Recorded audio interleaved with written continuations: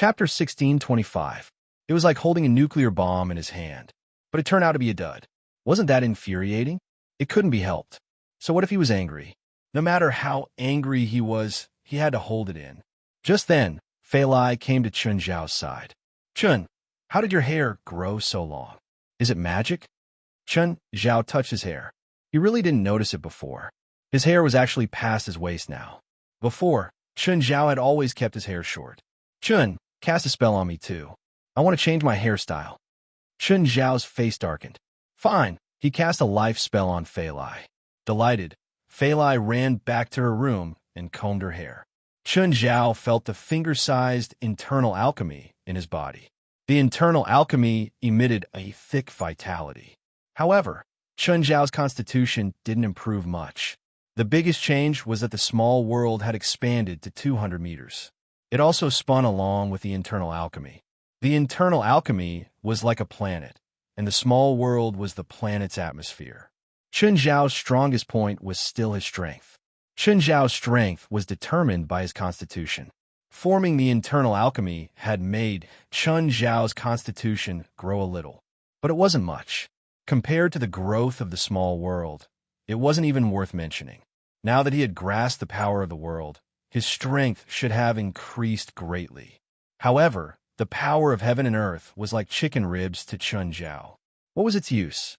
Oh, if releasing it directly didn't have any effect, what if he absorbed it into his body? Chun Zhao had an idea and immediately tried. The moment Chun Zhao absorbed the spiritual qi into his body, the cells in his body started growing wildly. Chun Zhao realized that his body was growing rapidly. Chun Zhao realized that his growth had exceeded the limits of a normal person's body. Wow, Mom, come look at Dad. He's become a giant. Zhirlin and the other children in the front yard all cried out when they saw Chun Zhao's body. Hearing the children's cries, Fei Lai ran out immediately. When she saw Chun Zhao, she was also surprised. By now, Chun Zhao had grown to 5 meters tall, but this wasn't his limit. Chun Zhao felt that he could still grow. Chun Zhao continued to try. Finally, when he reached 5 meters, Chun Zhao felt that his body had reached its limit. Phew! Chun, what spell is this? I've never seen you use it before. I just figured it out. Chun Zhao felt the changes in his body.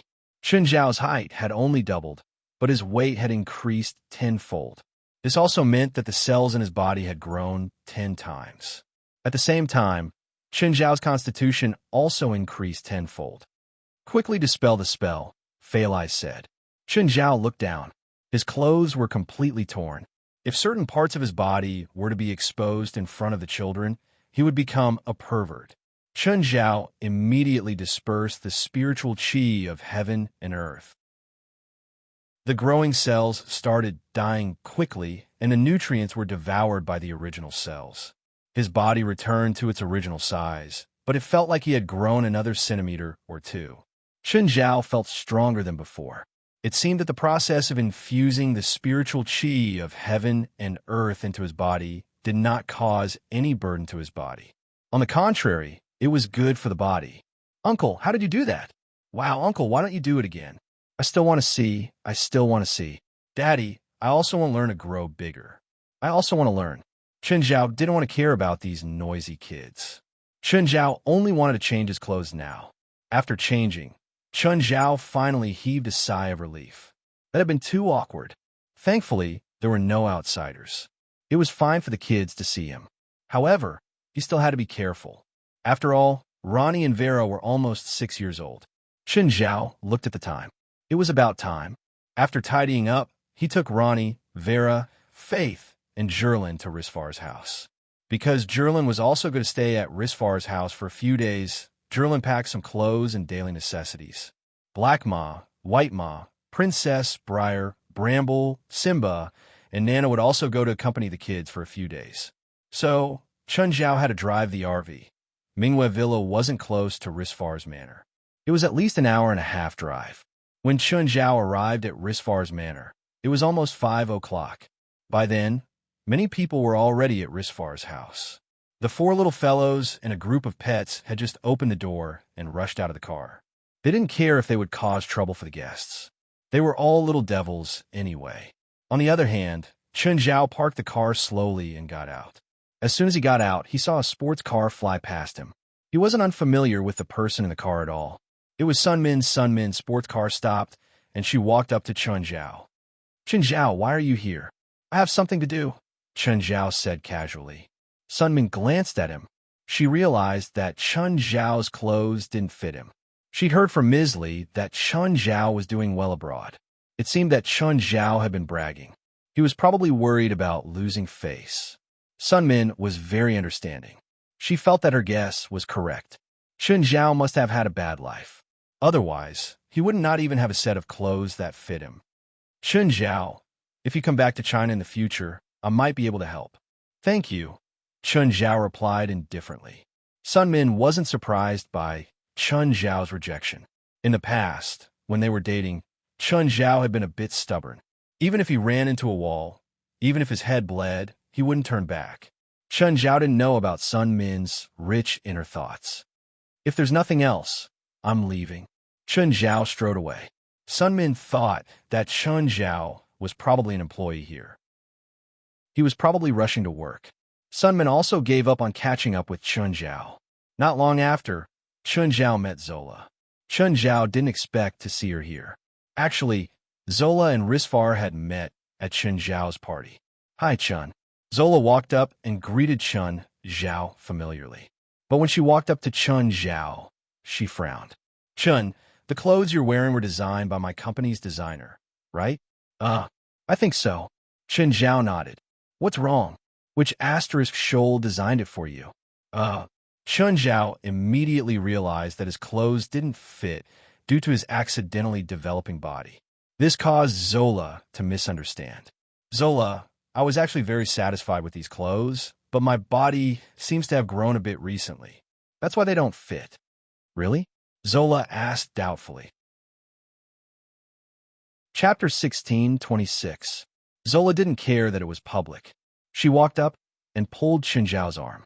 Then she spread her fingers and started measuring it. "Oh, it's really longer. It's about 2 centimeters." Hearing her words, Chen Zhao even suspected that she was a witch. She could even measure it. "You still remember my size?" Chen Zhao was surprised. Zola looked up and rolled her eyes. "What do you think? I'll have someone bring you a set of clothes," Zola said. After all, she was a clothes seller. Her words were so domineering. "Thank you." It wasn't that troublesome. The Baroness had a branch in Beverly Hills, too. It was less than 2 kilometers away. Sun Min took a different path, but she still saw Chen Zhao and a woman in luxurious clothes walk into the RV. Sun Min's heart skipped a beat. Did her ex-boyfriend become a gigolo? Sun Min felt like her eyes were being polluted. She left angrily. Chen Zhao and Zola didn't care about other people's opinions. Chen Zhao wasn't a stranger to the clothes. Nat, Triss, and Cooper were all here. Of course, if it was just clothes, there was no need for the 3 designers. One runner was enough. However, Zola had asked the 3 of them to take Chen Zhao's measurements and then design some clothes for him. Chen Zhao's family's clothes were all provided by the Baroness. In return, Zola would often borrow Chen Zhao's pets. Previously, Zola had borrowed Chen Zhao's pets. She wanted to pay Chen Zhao, but Chen Zhao refused. Later, Zola used this method to exchange. Chen Zhao didn't object. Chen Zhao, Nat, Triss, and Cooper weren't strangers. This was especially true for Knight. That assistant of his had gone missing and had never been seen since. When Nat learned that he needed to design clothes for Chen Zhao, he was fully armed and even brought his toolbox. "Chen, your body is really amazing." Nat caressed Chen Zhao's chest.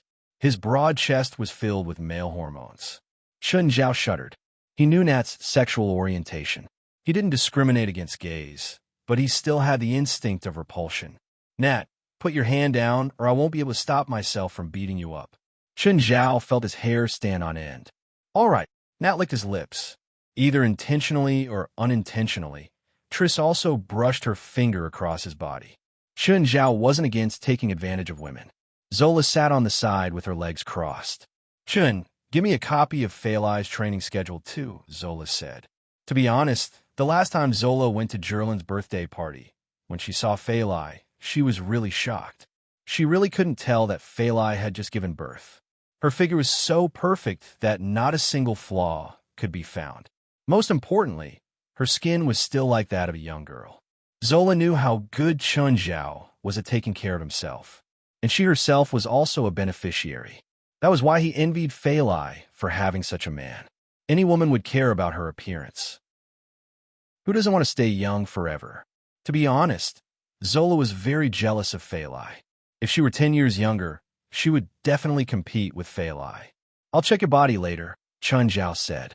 "Then I'll give you a plan." Zola: "Chun, I've taken your measurements." "Chun, can you tell me how you did your second puberty?" Cooper asked curiously. Cooper was also a bodybuilder. He thought that Chun Zhao must have gone through some kind of training. "I had surgery to lengthen my bones," Chun Zhao lied. Cooper shrugged helplessly. He obviously knew that Chun Zhao was lying. Since Chun Zhao wasn't willing to tell him, there was nothing he could do. After changing his clothes, Chun Zhao felt much more comfortable. After all, no one liked wearing clothes that didn't fit. Chun Zhao held Zola's arm and entered the front yard of the manor. By now, there were already many guests. "Hi, Zola-chun." Laura walked over from the crowd. Chun Zhao and Zola kissed Laura's cheeks. Laura and Zola had gotten to know each other at Chun Zhao's party. After that, the two became even closer. They could be considered best friends.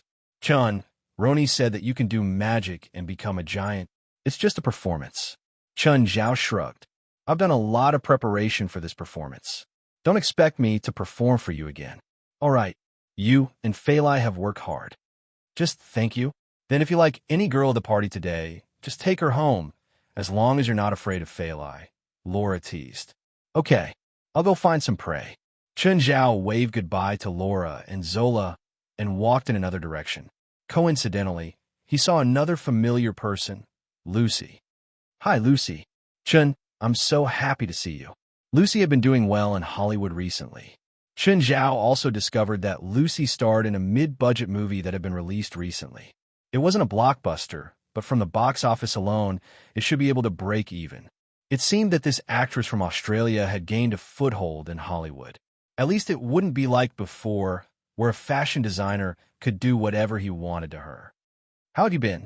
Chun Zhao asked politely. "Same old. Can you ask Mr. Steven for a role for me sometime?" "Huh, I can't control Steven when it comes to movies." Lucy chuckled. She knew very well how close Chun Zhao and Steven were. Of course, even if Chun Zhao rejected her now, she wouldn't give up on Chun Zhao.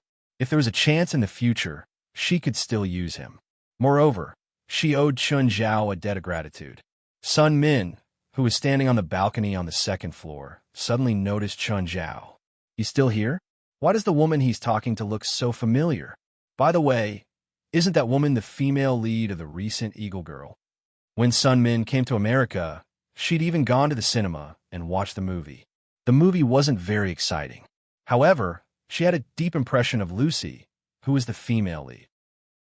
From their actions, they seemed to know each other very well. Was the female star also Chun Zhao's customer? Sun Min was confused. If that was the case, she had to look at Chun Zhao in a different light. Just then, another beauty walked to Chun Zhao's side.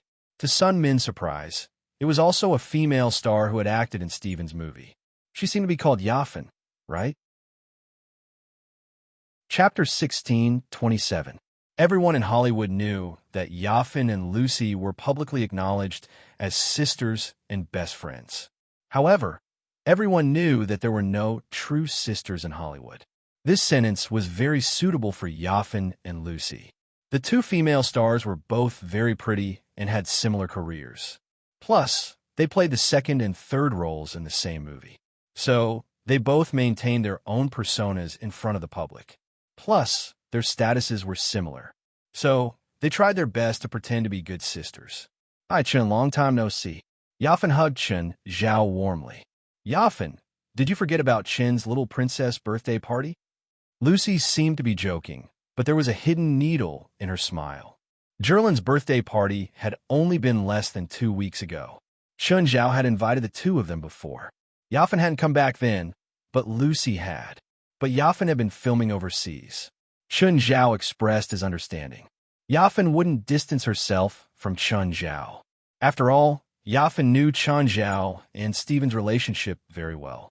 She'd relied on Chun Zhao's recommendation and guidance. That was how she made a name for herself in Stephen's movie. If she could come, Yafan wouldn't have missed Chun Zhao's invitation. Chun, I want to lose weight. When will you come to my house and help me treat it? When Yafan and Chun Zhao first met, Yafan had wanted to gain weight and participate in Stephen's movie audition. Plus, they'd had sex the first time they met. Your body is perfect now. You don't need to lose weight anymore. Really? I'm wearing clothes now. Can you tell? Do you want to go somewhere else and look again? Anyway, both Lucy and Chun Zhao knew each other very well. Yafan didn't care about what she said at all. Her words were even more unrestrained. Never mind. Chun Zhao chuckled. He knew how unrestrained Yafan was. When he'd first met her, she'd already done it with him. Of course, he wasn't a good person back then either. He was also unrestrained. Yafan knew her limits. Seeing that Chun Zhao rejected her, she didn't continue teasing him. Instead, she chatted with Chun Zhao about trivial matters. Lucy was not a fuel-efficient lamp either. She had a very accurate grasp of the situation. Chun, this is a jade pendant I asked someone to buy in China. I wanted to give it to Jerlin at her birthday party, but the international delivery was a few days later than planned. I didn't make it in time for Jerlin's birthday party. Now, I can only ask you to give to Jerlin. Also, please apologize to her for me. Lucy took out a jade pendant from her handbag. Chun Zhao didn't know much about jade, but he could tell from the texture that it wasn't cheap. Thank you. Since it was a gift for his daughter, he had no reason to reject it. However, Chun Zhao was surprised that Lucy would carry the jade pendant with her. Lucy smiled like an epiphyllum, and Yafan was naturally unhappy. Of course, both of them were women who were good at putting on a front, so they wouldn't reveal any of their thoughts. It was not a good feeling to be sandwiched between two black roses. I saw an acquaintance over there. I'll go and say hello. You guys take your time. Chun Zhao left like he was escaping. He really saw someone he knew. Chun Zhao dashed to Amira's side. Hey, Amira, long time no see. Amira glanced at Chun Zhao, somewhat unhappy. Chun, I've invited you to my party a few times, but you didn't want to come. How come you're free to come to Risfar's party today? I'm not here to attend the party. I'm bringing my daughter to Risfar's house to play. Fine. Amira had always maintained a respectful distance from Chun Zhao. On one hand, Amira wanted to maintain a friendship with Chun Zhao. Sometimes, Chun Zhao's supernatural power could indeed solve a lot of problems for her. Moreover, Chun Zhao's business interests made Amira unwilling to cut ties with him. However, Chun Zhao's supernatural power also made Amira somewhat fearful. She had seen Chun Zhao fight twice. Both of them had left a deep impression on her. The first time was the Irvine incident. She had seen the legendary angel of plague and death. The second time was when her father's factory had a problem. Of course, Amira would never show any disrespect before Chun Zhao. Whether it was for business or personal reasons, Amira was trying her best to maintain a good relationship with Chun Zhao. What are you going to invest in next? Can you let me know in advance? Amira joked. Chun Zhao had only invested twice. One was Marina Restaurant, and the other was Dashin Beer. These two investments had directly increased Chun Zhao's current wealth. It had increased his wealth by at least 10 times. If Dashin Beer went on the market, Chun Zhao would definitely become one of the richest people in the world. Of course, if Chun Zhao really wanted to invest in something, he definitely wouldn't let anyone know in advance. Who would leak their business plans for no reason. No matter how good their relationship was, they wouldn't do that. If I really want to invest in something next time, I'll definitely let you know immediately. Sun Min stood on the balcony of the second floor and looked at Chun Zhao's figure. Could it be that this guy has a foot in several boats? He's a gigolo here in America. However, could the people of the United States appreciate the faces of the East? Does Chun Zhao have the potential to be a gigolo here? Sun Min's mind was running wild. How come she hadn't realized before that Chun Zhao actually had this ability? He could still act so casually among so many rich women. Also, he's too daring. He's actually related to so many women at the same party. If he was exposed now, she didn't know how he would deal with it. Just then, Risfar walked to Sun Min's side. Miss Sun, Have you been here the whole time? Yes, Sun Min said, smiling. I'm not used to this kind of place. Ha! I understand. I have a friend who's like you. Actually, you're from the same country. I'll introduce you too, if there's a chance. Sun Min thought that Risfar was just being polite. Oh, the friend I mentioned also came to the party, but I don't know where he went. Chun Zhao was in the garden downstairs, but because there were too many guests, Risfar couldn't find him. Sun Min's heart jumped. Was Risfar talking about Chun Zhao? Mr. Risfar, what does your friend do? He's a professor at UCLA. Of course, he's also a successful businessman. Anyway, I've never seen anyone better at making money than him. Oh, I'd like to meet him if I have the chance. Sun Min was sure that it couldn't be Chun Zhao. Found him. He's there. Chapter 1628. Sun Min froze. Apart from Chun Zhao, she didn't see anyone else with an Asian face. I'll introduce you to him. Maybe your company will have a chance to work with him in the future. Connections weren't always useful if you needed them immediately. Some connections might not be useful for years or decades. But when you needed them, you wouldn't be able to find them. Connections needed to be maintained and strengthened frequently. Sun Min did a good job in this aspect. She was also happy to meet more people and expand her network. Professional managers could earn hundreds of thousands or even millions of dollars a year. They didn't know whether it was because of their ability or because they had connections. Even for the top few billionaires on Forbes, these professional managers also had the means to pass on a message. However, when Risfar brought Sun Min over to Chun Zhao, Sun Min panicked. It can't be him, right? It can't be him, right? Impossible. This was absolutely impossible. He's just a gigolo who lives off a woman. Hi, Chun. Risfar went up to greet them. Hi, Miss Amira. Let me introduce you. This is Sunday Miss Min. Chun, she's actually your compatriot. She's also from China. Miss Sun, this is Chun. Zhao, this is Amira, the manager of Citibank's Los Angeles branch. Chun Zhao's expression froze. Sun Min immediately went up. Hi, nice to meet you. No matter how chaotic Sun Min's heart was, she looked calm on the surface. She treated it as her first meeting with Chun Zhao. Hi. Chun Zhao played along and pretended not to know Sun Min. Amira shook hands with Sun Min too. Chun, Amira, what are you talking about? I want to buy some shares from Chun, Amira said, clenching her teeth. But he's not interested at all. She really had high hopes for Chun Zhao's Dash and Beer shares, but she bought it from the bank before. It didn't belong to her. Now, she wanted to buy some of Chun Zhao's shares in private. She didn't need a lot. Just 3% would be enough. But Chun Zhao was still unwilling. Amira, what's your price? 100 million for 1%, Amira said, twice the market price. Her price wasn't low. In fact, it was quite risky. Sun Min's mind went blank. What shares did Chun Zhao have? 100 million US dollars for 1% of the shares? Did that mean that Chun Zhao had at least $100 million? How was this possible? He had only been abroad for a few years. How could he be so wealthy? What I need so much cash for? Chun Zhao rolled his eyes. He now has more than $1 billion in his bank account. He finally understood the pain of a capitalist who had no capital and didn't know how to invest it. This was the money Citibank used to buy his shares. Moreover, it was because he had to pay in installments. Otherwise, he would have more cash. Didn't you order a super yacht from Seagate Yachts? I remember your budget is 320 million US dollars, right?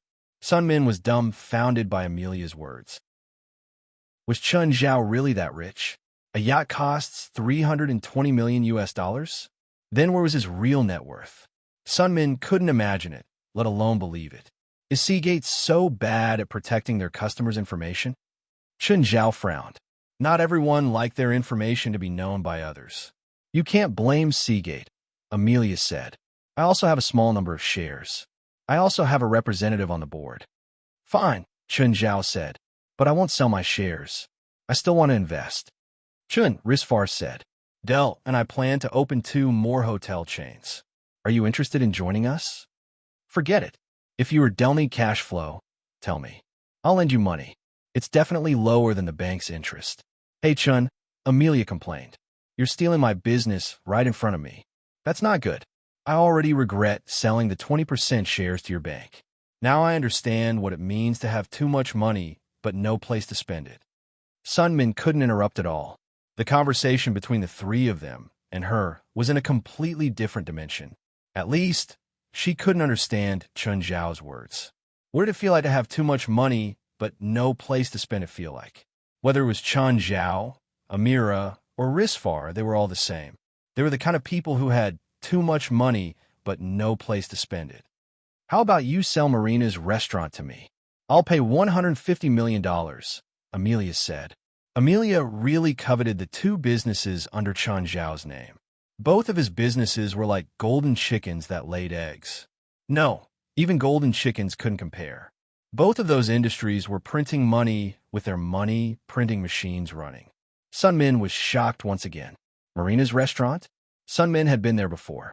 It was the most expensive restaurant in L.A. She remembered that a few days ago, she'd met Chun Zhao again at Marina's restaurant. That restaurant actually belonged to Chun Zhao. No need. I don't want all the shares. Just 20% is enough, Amelia said seriously. Didn't you, Mr. Steven, and Mr. Rasfa invest in a movie together? I think it's going to be released soon.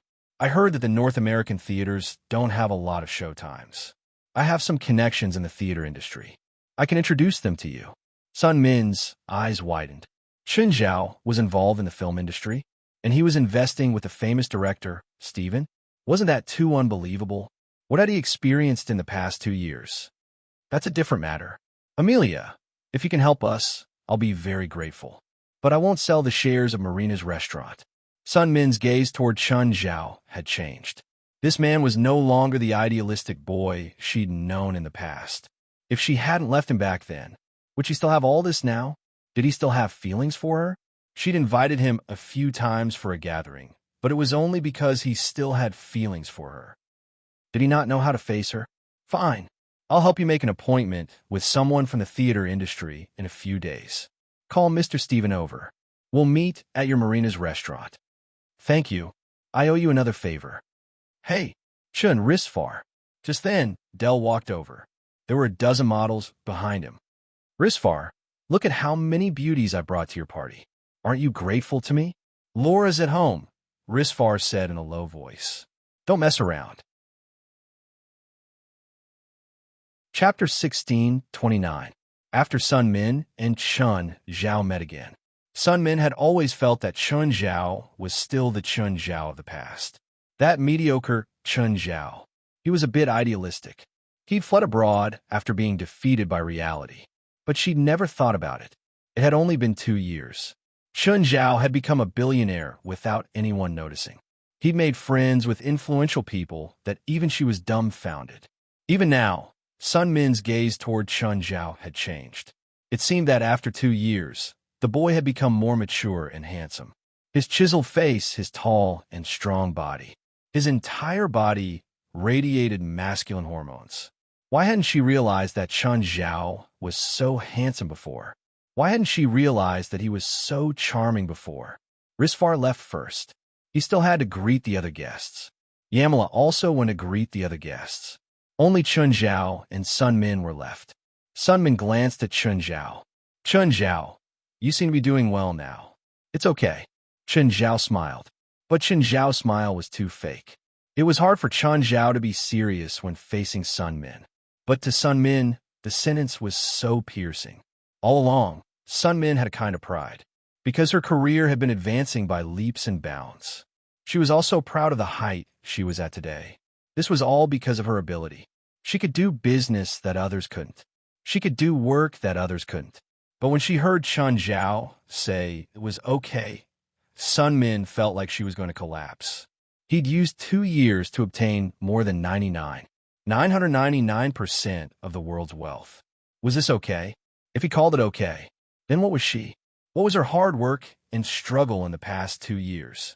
Did she have to become the richest person in the country or the world to be okay? If you come back, remember to contact me. Your classmates miss you. Let's get together. Chun Zhao nodded with a fake smile. The only person he could contact now was Misley. His classmates miss him? Chun Zhao chuckled. He couldn't say that he didn't have friends in school. It was just that he didn't have any close friends. Plus, distance and time were enough to dilute the feelings in school. Chen Zhao even wondered if his classmates still remembered him. We'll see. I don't plan on returning to China in the near future. What? You've only been abroad for 2 years, and you're already planning to become a banana man? Chen Zhao frowned. Sun Min also realized that she'd gone overboard. Chen Zhao didn't plan to argue with Sun Min. He didn't even intend to continue the conversation with her. I still have something to do. I'll take my leave first. Sun Min stared blankly at Chen Zhao's back. Chen Zhao would rather hang out with a bunch of bad friends. He didn't want to continue the conversation with Sun Min. It turned out that the woman he used to like would become like this. Dell was sitting by the pool with 2 models in his arms. Chen Zhao walked to Dell and gave him a can of beer. Seeing Chen Zhao, Dell sent the model away. Chen, I heard from Faith that you performed a spell in front of her today. You can turn into a giant. Faith was very smart. Chen Zhao even suspected that it was because of those eyes. Although she was only 2 years old, Faith was smarter than Ronnie and Vera. She was also more mature and had a higher EQ. Moreover, Faith had learned some basic spells from Li Qing. She was even more talented than Dell. But because of her age, Li Qing was worried that learning magic too early would affect Faith's development. So, she only learned some meditation now. What Chen Zhao had used wasn't magic at all. Chen Zhao didn't even think that his body would change like that. Luckily, other than Fei Lai, only Faith knew about it. Yes. Chen Zhao nodded. Dell was a spiritualist now too. There was no need to hide it from him. You know that after Faith went home, she called her master and said that she wanted to learn the spell to turn into a giant. She said that she could grow up faster. Chen Zhao's face darkened, but there weren't any spells that could make a person grow bigger. At least in Immerse, there were a lot of enhancement spells. Many of them could make one's body grow bigger. For example, the big guy called Tank he'd met yesterday. He could make his body as big as the Hulk. I really can't teach that spell to Faith, Chen Zhao said. Plus, she's not strengthening. She can't cultivate this spell. Dell also knew that Chen Zhao was telling the truth. Dell wasn't just learning Qingyi sect spells now. At the same time, Chen Zhao tossed him a few magic books. He'd gotten them from a list. Dell wasn't very talented himself, but he wasn't without good points. For example, he had money. Sometimes, money could indeed make up for a lack of talent. Li Qing needed talismans, so Dell bought a stack of the best ones for her. Dell had also gone out to exorcise evil spirits. Regular spiritualists mostly used their own magic attacks to exorcise evil spirits. Dell directly transported a ton of magic phosphorus and sprayed it into the haunted house. So, sometimes, you could do whatever you wanted with money. Just then, Chen Zhao's phone rang. Mr. Chen, are you free now? I've run into some trouble. It was Kalon. What? Chen Zhao frowned. Those guys are causing trouble for you again? No, it's not convenient to talk over the phone. Where are you now? An industrial area in Norda. Okay, got it. I'll go over now. After hanging up, Chen Zhao turned to Dell. Lend me a sports car. I'll drive an RV over today. Sure, go to my house. Get the keys yourself. Chen Zhao was also very familiar with Dell's house. He'd introduced Dell's housekeeper, Mary. All the servants in the house had seen Chen Zhao before too. Chen Zhao walked in and out of Dell's house like it was his own. Chen Zhao went into Dell's house and took the keys of sports car. Then he headed to the industrial area in Norda. However, the industrial area was rather large. The factories here were all from the 70s and 80s. They were completely abandoned now. Now, this place had become a gathering place for gangs, and it was even a place for some people to conduct illegal transactions. The terrain was complicated and the area was large. It would be very difficult for the police to round them up. It would be very advantageous for the gang members to fight with the police or escape. When Chen Zhao was outside the industrial area, he called Kalon again. I'm outside the industrial area. Where are you? Mr. Chen, do you see the 3 huge chimneys? They're the steel factory. I'm in the steel factory now. Chapter 16:30. Chen Zhao found the steel factory. I'm here. Are you in the factory? Yes. In the past, Chen Zhao would still be careful everywhere. But now, he wasn't on his guard at all. When he was powerful enough, he could indeed ignore most threats in the world. At least, Chen Zhao felt that he couldn't unless someone dropped a nuclear bomb on his head. Otherwise, there was nothing in the world that could kill him. Chen Zhao pulled open the door of the steel factory. He saw Kalon. He was in front of an upside-down crucible. There was another person there. He was also a spiritualist, but he was slightly older. Both of them were holding onto a chain. The chain was connected to the upside-down crucible. Banging sounds came from the crucible. Something seemed to be locked inside. Kalon, what's going on? Chen Zhao asked. The other spiritualist saw Chen Zhao and asked, Is he the helper you called? Yes. Kalon nodded. Mr. Chen, there's a terrifying evil creature in the crucible. We've locked it inside, but we can't destroy it. Oh, okay, let it out. I'll clean it up. Chen Zhao nodded. Hey, the evil spirit inside is really scary. It's not like the evil spirits you've encountered in the past. The spiritualist warned. I know what I'm doing. Release it. We tried so hard to trap this evil spirit. If you can't destroy it, we're done for. Are you sure you want us to let it out? Chen Zhao thought it was too long-winded, but the spiritualist had good intentions. Chen Zhao nodded. If it's dangerous, you can leave first. I'll count to 3. Kalon, let go of the chain. Kalon nodded. The spiritualist counted to 3. 3, 2, 1, let go. Kalon let go instantly. The spiritualist chain jerked violently. The chain shrank with a clatter and finally returned to the spiritualist's hand. Chen Zhao's eyes brightened. This chain was very similar to the magic treasures in novels. The chain shrank until it was like a thin rope binding the spiritualist's wrist. The next moment, the upside-down crucible was knocked into the air with a clang. Mr. Chen, watch out. The crucible seemed to be smashing toward Chen Zhao's head. The spiritualist also cursed inwardly. Just then, Chen Zhao reached out and caught it.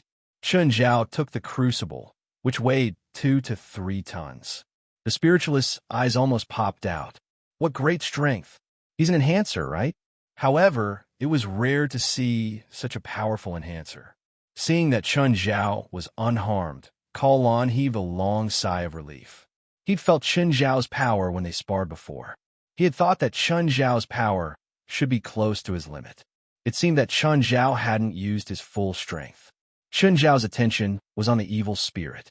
Half of the evil spirit's body was covered in molten iron. There was also a pair of iron swords protruding from his elbow joints. It was very likely that this evil spirit had fallen into the molten iron and died. Therefore, his soul and the molten iron were almost completely compatible, and the molten iron covered the right side of his body and did not cool down. It was still emitting red heat, and at the same time, it looked even more tyrannical. The right side of its body was badly burned. This should be its original body. However, even though he was severely burned, he was still very strong. After all, to be able to send a crucible weighing a few thousand kilograms flying was enough to show how terrifying its strength was. Mr. Chen, what do you think? Can you handle it? Colin asked worriedly. After all, he had fought with this evil spirit before. He knew very well how terrifying this evil spirit was. Roar. The evil spirit let out a deafening roar. The spiritualist walked around the center and stood beside Chen Zhao and Colin. Be careful. This evil spirit can control metal. Is it like Magneto? Chen Zhao asked curiously, instantly intrigued. He doesn't have that much power. If he really had the power of Magneto in the movie, he would almost be equivalent to a god. At that moment, the evil steel spirit charged at the 3 of them. Kellen and the shaman quickly retreated. Only Chen Zhao stood where he was, facing the evil steel spirit's storm-like attacks. Chen Zhao raised his fist and punched the evil spirit's right shoulder. However, the moment it came into contact with the evil steel spirit's right shoulder, Chen Zhao felt a scorching heat on his skin. However, Chen Zhao's punch didn't stop. It sent the evil steel spirit flying.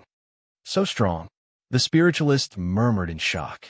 Even this evil spirit isn't as strong as him. The evil steel spirit stood up again. It didn't seem to be injured. Chen Zhao shook off the molten metal on his fist. The evil steel spirit roared. The surrounding piles of metal started twisting and changing shape. It flew toward the evil steel spirit. When the metal touched the evil steel spirit's body, it immediately fused with it. Soon, the evil steel spirit's body grew several times larger. His entire body was like a transformer covered in patches. The spiritualist and Colin both looked worried. Chun Zhao lifted his head. His attention seemed to be diverted from the evil steel spirit. "Mr. Chun, what's wrong?" Colin asked. "It seems like we're not the only ones here," Chun Zhao said. "Other than us, there are others?" The spiritualist was also shocked. At that moment, two fully armed evil steel spirits appeared. Colin's expression changed drastically. One evil steel spirit was already very difficult to deal with, but now there were two more. The two of them could barely protect themselves against one evil steel spirit, let alone three. Even with Chun Zhao, they couldn't do it, right? "Mr. Chun, what do we do now?" "Colin, are you sure this isn't a trap you set for me?" "Mr. Chun, what are you talking about? How can I set a trap for you?" Colin panicked. He wanted to explain, but he didn't know how. Just then, the spiritualist who'd been standing behind Chun Zhao shot out a chain and tied Chun Zhao up. "Morgrid, what are you doing?" Colin was shocked. Morgrid pursed his lips. "You still don't understand? You only caught two spiritualists tonight." Just then, a woman's voice sounded from behind them. "Hee, two is enough," Morgrid said proudly. "Plus, one of them is strengthening. It's definitely more effective to make an evil steel spirit than a regular one." "A trap?" Colin was shocked. "Then why did you work with me to suppress that evil steel spirit?" "Of course it's to help you find reinforcements. I was hoping that you could find a few more, but you only found one." "That's okay. The one you found is very good." Chapter 16:31. Colin's face was still filled with shock. As a spiritualist, he was a complete newbie. Even Colin himself was still just a young man with a fart. He didn't know how evil people could be. Chun Zhao turned around and looked behind him. It was a woman with red tattoos on half of her face. Speaking of which, this woman was not bad looking. It was just that the red lines on half of her face made people feel very uncomfortable. "Aren't you spiritualists from LA?" Chun Zhao asked. "Huh? What? You want to know where we came from?" "Telling you." Just as Morgrid was about to speak, the woman behind him yelled at him, making him shut up. "Morgrid, shut up." Unhappily, Morgrid pursed his lips. "Sandy, we already have the situation under control. What's there to be afraid of?" Colin's face paled. Mr. Chun, I'm sorry. It's all my fault." Colin didn't expect this to be a trap. "How did you get here?" Chun Zhao asked. "I received a commission saying that an evil spirit appeared here, so I found this place." "Is it that volunteer help station?" Chun Zhao knew that there was a volunteer help station for the paranormal. Simply put, it was a place to post free missions. There wasn't a lot of traffic on the station. Most of the people were just regular people. They didn't even believe that the station could really handle paranormal incidents. However, there were still a few who believed it or encountered paranormal incidents. Then, they would post missions on the site. Some people couldn't afford a spiritualist or couldn't get one at all. It was easy to register as a regular member. It was the same procedure as most websites. However, the official members were special. There was some information that only spiritualists knew. For example, they could fill in a short paragraph about meditation cultivation. Only official members could accept missions on the site. The people of a society would occasionally try out new spells. If they didn't have a mission on hand, they would go to the volunteer help station to find one. Chun Zhao had visited the volunteer help station before.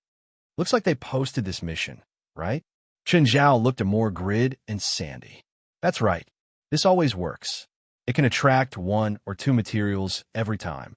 Sandy nodded. Colin suddenly charged at Chun Zhao. He grabbed Chun Zhao and tried to escape.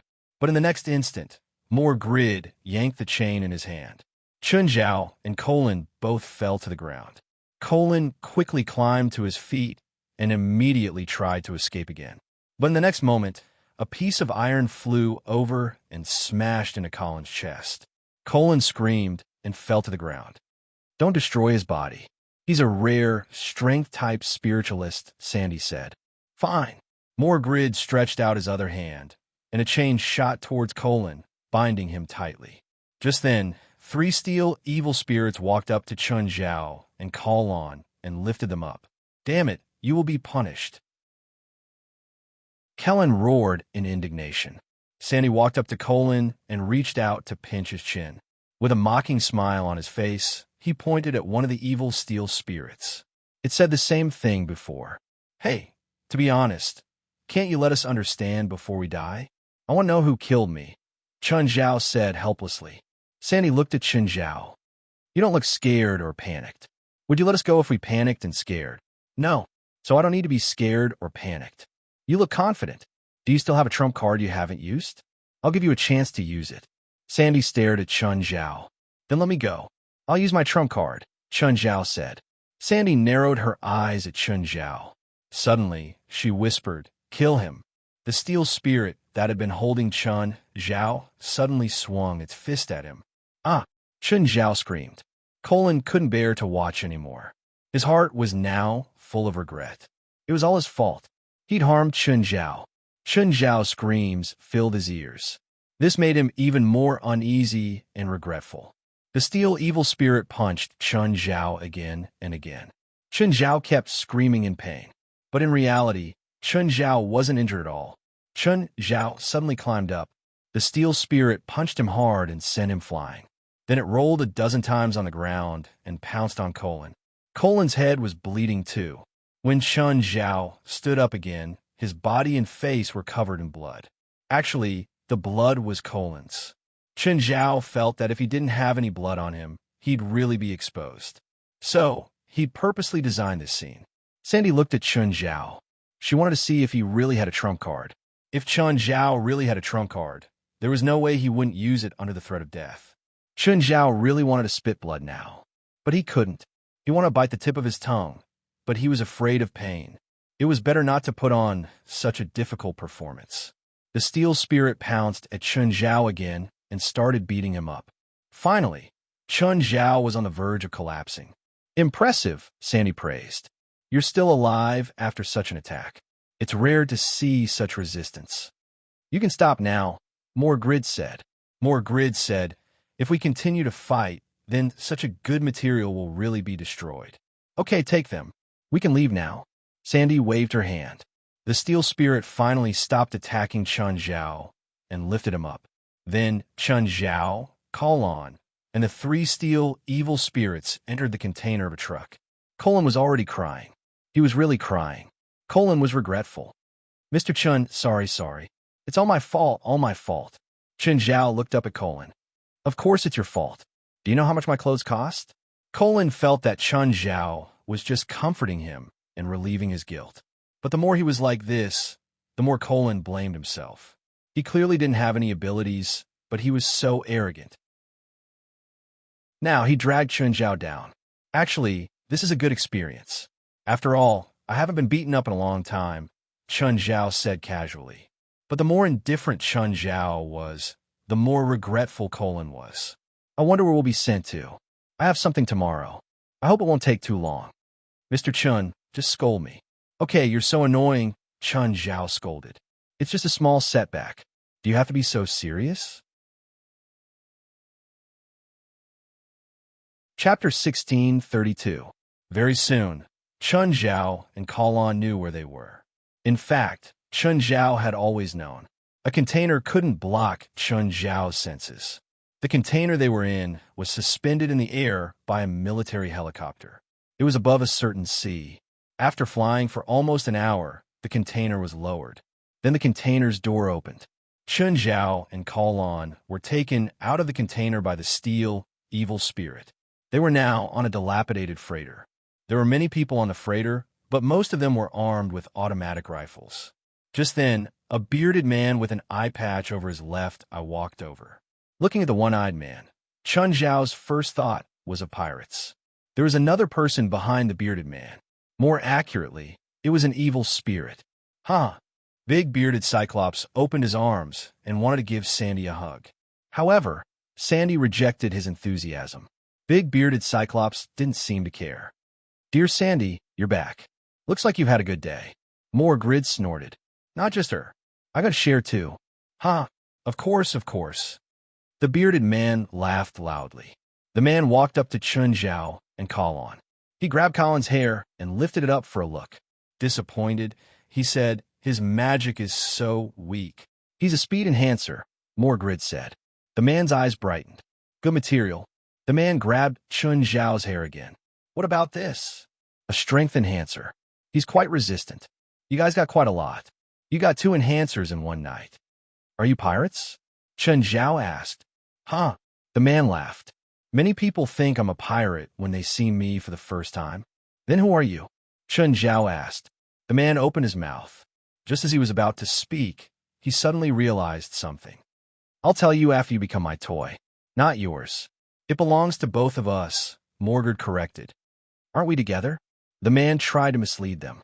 However, his intentions were too obvious. Morgrid and Sandy didn't fall for it all. "All right, I don't want to waste any more time. Send them to the factory to be processed," Sandy ordered. The 2 steel evil spirits carried Chun Zhao inside. "Mr. Chun, are we going to die here?" Colin was a young man, and he was on the verge of breaking down. "Don't give up hope. Maybe a miracle will happen," Chun Zhao comforted. After entering the cabin, Chun Zhao and Colin's eyes widened. The freighter looked like a ship that was about to be scrapped. However, the interior was a huge factory. There was a pool with a diameter of 3 meters in the middle. The pool was filled with molten iron. Around the pool was a circle of magic veins that formed a magic array. The temperature of the entire factory was at least 40 degrees Celsius. There are 10 shelves in the corner of the factory. 10 steel evil spirits were hung on each rack. There were a total of 100 evil steel spirits. It seemed that these steel evil spirits were created here. These steel evil spirits were all finished products. But because no one was controlling them, they were very quiet. There were also some people who were busy below. Just then, a man with a mustache ran up. "Sandy, Morgrid, you've gotten quite a lot tonight." "Barton, send them to the solution pool," Sandy said. Chun Zhao raised his head and looked at Sandy. "Can't you guys agree to my last request? I just want to know who killed me. Since you're going to die, the answer is meaningless to you." Sandy still refused to answer Chun Zhao's question. "Why are you so guarded against someone who's going to die? Is there a need to be so careful?" After Chun Zhao and Colin were carried down the stairs, the steel evil spirits put them down and let them walk.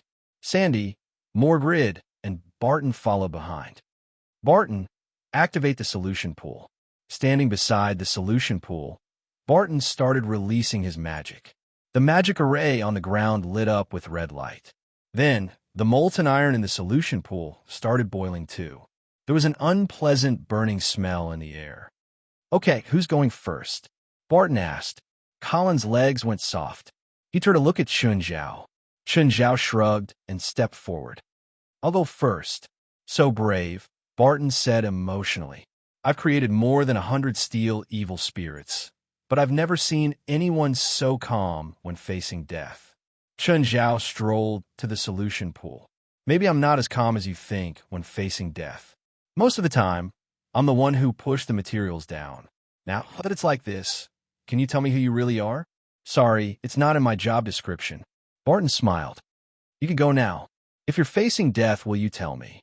Chun Zhao asked. "Maybe," Barton urged. "Please don't waste time and my magic. Hurry up. I suddenly regret it." "Can I struggle a bit more?" Chun Zhao asked, smiling. Barton looked at Sandy. She snorted. "Shut up. Push him down." An evil steel spirit walked forward and pushed Chun Zhao into the solution pool. "Mr. Chun," Colin yelled hysterically. Chun Zhao could feel a very strong demonic aura in the solution pool. The temperature of the solution pool actually didn't hurt him. It was close to 2,000 degrees Celsius, similar to lava. "That guy didn't even struggle at all," Morgrid exclaimed. Sandy frowned and turned to look at Barton. "Barton, how's the progress?" "I can't feel him," Barton answered. "Did you fail?" Sandy's face showed some displeasure. "No way. He's an enhancer and has great resistance. His success rate should be very high." Morgrid was also unhappy. "There's no 100% success rate in transforming an evil spirit," Barton said. "Any material can fail." "What a pity. Such a good material." Kid, it's your turn. Sandy looked at Kalon. No, I definitely don't want to die. I don't want to die. Kalon turned to run, but the evil spirit behind him grabbed him. Throw him down, Sandy ordered. Please remember this book's domain name, Nine Heavens Godly Emperor Mobile Version. Chapter 16:33. Just as Kalon was about to be thrown into the pool, suddenly, a hand reached out from the lava pool. Everyone froze. Immediately, the three saw Chun Zhao float up from the pool. They also realized that Chun Zhao was completely unharmed. Everyone was astonished. The temperature of the pool was close to 2,000 degrees Celsius. How was he still alive? Even a demon would be in excruciating pain after being thrown into the pool. Chun Zhao was still tied up. The chains on his body were already red from the heat. But Chun Zhao seemed to be doing backstroke. I'm sorry, Chun Zhao said. Can you tell me what I should do next after turning into an evil steel spirit? Colin's jaw dropped. He stared at Chun Zhao in shock. The others also stared at Chun Zhao in disbelief. He didn't die? Sandy's face was green. Drag him out and send this little guy in first. The pool could only convert one demon at a time. Now that Chun Zhao was in the pool, he couldn't convert anymore. Sandy could only convert Kalon first. Morgrid shot out another chain to restrain Chun Zhao. But this time, he realized that he couldn't move Chun Zhao. Damn, I can't move him. Morgrid couldn't move Chun Zhao even with all his strength. This made him feel that something was wrong. His demon chains could even restrain demons. Moreover, the opponent bound by the demon chains would have their strength reduced to its limit. They would be at his mercy. Even a 10-meter-tall demon wouldn't be able to resist him if he was bound, let alone a human. Get him out, Sandy said to the three steel evil spirits. The three steel evil spirits immediately used their power to control the demon chains on Chun Zhao's body and lift him up. Chun Zhao landed back on the ground. Then he struggled with his arms, and the red-hot demon chains on his body snapped. Everyone's expression changed in shock. Kalon was overjoyed. Morgrid reacted quickly. The demon chains in his hands wrapped around Chun Zhao again. This time, there were more demon chains. Chun Zhao was almost tied up like a rice dumpling. Okay, game over. I'm tired of it. Bang. Chun Zhao snapped the demon chains completely. You weren't bound before. Sandy and Morgrid's expressions changed drastically. They stared at Chun Zhao in disbelief. I'm a strengthening-type spiritualist. You actually want to use chains to restrain a strength-type spiritualist? Are you looking down on me? No. Impossible. Even the strongest demon will lose its strength after being bound by the demonic chains. Lost power? Chun Zhao didn't think so. There was probably a limit to how long the devil chain could last. If there really was an enemy, as long as he tied them up, he would be able to capture them. Then Morgrid would be invincible. Unfortunately, Morgrid was not invincible. Sorry to disappoint you. Chun Zhao shrugged. Kill him. Sandy commanded the three steel evil spirits. Colin was thrown onto the ground. The three steel evil spirits all charged at Chun Zhao. Chun Zhao grabbed the fist of the first evil steel spirit that touched him. With a flip of his hand, he tossed the evil steel spirit into the solution pool. The evil steel spirit was transformed from the solution pool. However, they were still unable to resist the high temperature of the solution pool. The evil steel spirit struggled and wailed in the solution pool. Chun Zhao lifted his leg and swept it across. Two of the evil steel spirits were sent flying. Chun Zhao strolled to Colin's side. He reached out and broke the devil chain on him. Mr. Chun, you look, a miracle happened, Chun Zhao said, smiling. You weren't caught all this time? Colin asked, his face red. Did you get caught on purpose? He felt that he'd lost his composure just now. It was very embarrassing. Move away. Chun Zhao patted Colin's shoulder. He didn't think that Colin was embarrassed at all. When facing death, it was natural for people to be afraid. Those who could truly face death were all warriors and heroes. Chun Zhao didn't think that everyone in the world was a hero. Colin was just a youngster. Suddenly, a ball of red mist shot out of Sandy's hand, heading straight for Chun Zhao. However, The red mist actually dissipated when it landed on Chun Zhao's chest. Chun Zhao was stunned. What kind of spell was this? How come he didn't feel anything? Sandy was also stunned. She just used a voodoo corrosive spell. It was very corrosive. Even metal could be easily corroded. Why didn't it have any effect on Chun Zhao? Can you be more serious? Chun Zhao said, I'll be embarrassed if you do this. Sandy was furious at Chun Zhao's provocation. As you wish. Demon's breath. Black smoke shot out of Sandy's palms. Demon's breath was terrifyingly poisonous. It was a poison that didn't belong to this world at all. However, the black smoke lost its effect when it reached Chun Zhao. Chun Zhao had the bloodline of gluttony, so he could ignore all poisons. However, it wasn't his bloodline that worked just now. The black smoke had disintegrated. Chun Zhao clearly saw that the black smoke had disintegrated into spiritual qi. Chun Zhao was confused. What was going on? Why was this happening? I'm very resistant to voodoo and curses, Chun Zhao said. You could try other types of spells, like elemental spells. However, Chun Zhao's reminder was a direct provocation in Sandy and Mordred's eyes. Half of Sandy's face started glowing. Gradually, a demonic aura emanated from her body. Half of her body was turning into a demon. Although her body shape didn't change much, it was different from before. However, she was indeed turning into a demon. A demon horn appeared on the left side of her forehead. Abnormally sharp nails grew out of her left hand. Black smoke gathered in her right palm, gradually turning into a black spear. Demon spike. Sandy threw the black spear at Chun Zhao. Chun Zhao didn't block it. Instead, he let the demon spike stab into his chest. It didn't dissipate. The demon spike had indeed attacked Chun Zhao. It was different from the previous two attacks. The previous two attacks didn't attack Chun Zhao at all. The moment it touched Chun Zhao, it turned into spiritual qi. Was it because of his elemental power? Elemental power could nullify spells. It couldn't nullify physical attacks. However, there should be a limit to this. It shouldn't be able to nullify any spell. While Chun Zhao was distracted, Sandy had already rushed up to him. After half of her body turned into a demon, she was shockingly fast. Her left palm clawed at Chun Zhao with green flames. However, the moment the green flames touched Chun Zhao, they disintegrated into pure spiritual qi. Chapter 16:34. Sandy scratched Chun Zhao's chest with her claws. Sparks flew and an ear-piercing screech rang out. Chun Zhao reached out and pushed Sandy's chest lightly. He was already very light, but Sandy's body still flew out uncontrollably. Chun Zhao didn't want to kill them yet. After all, he wanted to know where they came from. Then he went to raid their nest. Chun Zhao looked at Barton and Mordred. Barton was a bit panicked, but he didn't lose control. After calming down, he walked to the wall calmly and pressed the alarm. Just then, a large number of armed men rushed in. Without any explanation, they started shooting at Chun Zhao and Kalon.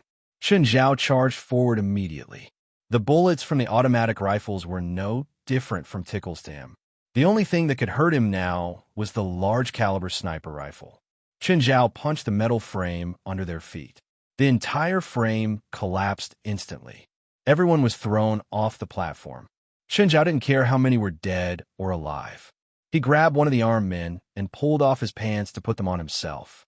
When he'd been thrown into the solution, his clothes were all gone. To be honest, it didn't feel good to feel cold between his legs. Kalon looked at Chun Zhao. This was actually his first time seeing Chun Zhao actually fight. Sharp and fierce, and cruel. Suddenly, a figure jumped up from the ruins behind him and smashed toward Chun Zhao's head from above. Chun Zhao dodged, and the man's attack missed. At the same time, he swept out with his leg. The man was very agile. He also dodged Chun Zhao's attack by a hair's breadth. Chun Zhao looked at the man. It was a man with two swords. He was clearly an agility-type spiritualist. The two swords were dark red and clear. They didn't seem to be made of metal. A few more spiritualists came in one after another from the factory's other passageways. Kalon immediately tensed up. Could Chun Zhao beat so many spiritualists by himself? Should he help? Kalon had no confidence in himself. Hey, who's that naked man? He's probably the material that was caught here. Kalon saw the spiritualists that had come later. They all had one or two steel, evil spirits beside them. They'd mass-produced evil spirits and then controlled them. To be honest, let alone Colin. Chen Zhao found it unbelievable. If they continued with this method, they would probably be able to form an army. The bearded Cyclops also walked in. He looked at Chen Zhao, who was standing below. Behind him was an evil steel spirit, which was different from the other evil steel spirits. The evil steel spirit was not tall, looking no taller than 6 meters. He was carrying a sledgehammer on his back. The handle of the sledgehammer was 2 meters long, and the head of the sledgehammer was estimated to weigh a few hundred kilograms. What good material! The bearded Cyclops stared at Chen Zhao, his eyes shining with passion. Sandy Mogard, since you can't take him down, why don't you take him down and he'll belong to whoever does? Sandy and Mordred's expressions were extremely ugly. They glared at Chen Zhao, who was in the middle of the field, with hatred in their eyes. They couldn't do anything to Chen Zhao. However, he did not give up. If he could capture Kalon, he might be able to use him as a threat. Sandy and Mordred exchanged a look. Suddenly, Mordred attacked. The demonic chain in his hand shot towards Kalon. Chen Zhao had already noticed Mordred's strange movements. He pulled Mordred with one hand and grabbed the demonic chain with the other. Seeing Chen Zhao grab the chain, Mordred's expression changed. Chen Zhao yanked hard. Unable to break the chain in time, Mordred flew into the air and fell towards Chen Zhao. Chen Zhao grabbed Mordred's neck. Now, can you tell me where you came from? Mordred's body suddenly changed and he roared. His body grew 2 meters tall and he turned into a demon. The demon's arms were wrapped in chains and dragged on the ground. He swung his arms and countless chains flew towards Chen Zhao. Kalon looked at the chains coming at him from all directions, his heart filled with shock. A newbie like him couldn't participate in a battle like this. Chen Zhao did not care. He went up and grabbed the chest of the transformed Mordred. He reached out and pried open the demon's chest. Everything happened too fast. No one could react in time. Chen Zhao had already cut open Mordred's stomach. Sandy, he'll belong to whoever can catch him. Is that okay now? Sandy's expression darkened. The fact that Chen Zhao could kill Mordred instantly was already very clear. Although she was close to Mordred, she did not want to fight Chen Zhao. At the moment, she did not want to fight Chen Zhao. Sure, Sandy said. Kalon was more and more uneasy. There were too many enemies here. He did not think that Chen Zhao alone could defeat so many enemies. Mr. Chen, let's charge out, Kalon said in a low voice. No need. Chen Zhao did not start a massacre immediately because he could not protect Kalon alone. His greatest strength lay in offense, not defense. Scanning the enemies around him, Chen Zhao made a decision. The ship will flip later. Stand firm, Chen Zhao said. What? What do you mean? That's what I meant. They were on the ocean. This was his home turf. At the same time, a wave was rising not far from the ship. The wave was only a few meters tall at first, but as it moved forward, it also grew taller. When the people on the deck and in the cockpit noticed the incoming wave, they were all dumbfounded. Everyone was stunned. It was a suffocating wave. It was several times taller than the highest point of the ship. The people on the deck were dumbfounded. They stared at the sky-covering wave in shock. That is boom. It was like a monster's roar. The ship was instantly swept into the wave. Even the largest ship in the world was just a small boat. It was just a small boat under the wave. The freighter simply couldn't withstand this kind of earth-shattering wave. The ship rolled under the wave. As for the people in the cargo hold, they felt as if the world had been turned upside down. Kalon also lost his balance. However, Chen Zhao grabbed Kalon. I told you to stand firm, Chen Zhao said to Kalon. I'm going to let go now. Find a place to hold on. Kalon nodded with difficulty. Chen Zhao let go of Kalon and charged out at the same time. Kalon's only enemy now was gravity and balance. The freighter rolled crazily and was at the mercy of the huge waves. The factory in the cabin was a mess. In this situation, the only thing everyone could do was not to fall and bleed. except for Chun Zhao. Remember this book's domain name, 9 Heavens Divine Emperor Mobile Version. Chapter 1635. In this upside-down world, Chun Zhao had already reached one of them. Lifting the person, he asked, "Are you going to talk or not? Who are you?" In his confusion, the person turned into a demon. Chun Zhao didn't wait for him to finish. He smashed his head away. Leaving the corpse behind, he ran toward another person. That person was decisive too. He turned into a demon with wings. Chun Zhao blocked the demon's path in the air. "Who are you?" The demon stretched out his arms, wanting to fight back. Chun Zhao tore off the demon's left arm. "Tell me, who are you?" Just then, 2 steel evil spirits charged over. But they still couldn't stop Chun Zhao. In the blink of an eye, Chun Zhao smashed them into pieces. In the tumbling hull, Kalon grabbed onto a guardrail with all his might. At the same time, he saw Chun Zhao killing continuously in the hull. Those ferocious spiritualists were all demons. But Chun Zhao tore off their limbs and smashed their heads. The hull rolled on the sea for a few minutes before finally settling. The remaining few spirit controllers looked at each other in dismay. Their heads were all bleeding as they stared at Chun Zhao in shock. Chun Zhao twisted his neck. Covered in blood, his eyes glowed fiercely. "Whoever speaks first can leave alive. The rest must die." Only now did Kalon realize how terrifying Chun Zhao was. "Don't hold back. We have to kill him." The one-eyed bearded man's head was bleeding from the fall. Right now, he was also a bit disappointed. He thought that Chun Zhao was just prey, even if he'd killed 1 or 2 of his companions earlier. They weren't nervous, but in the moment of the upside down, Chun Zhao had already killed half of them. Moreover, they all died very quickly.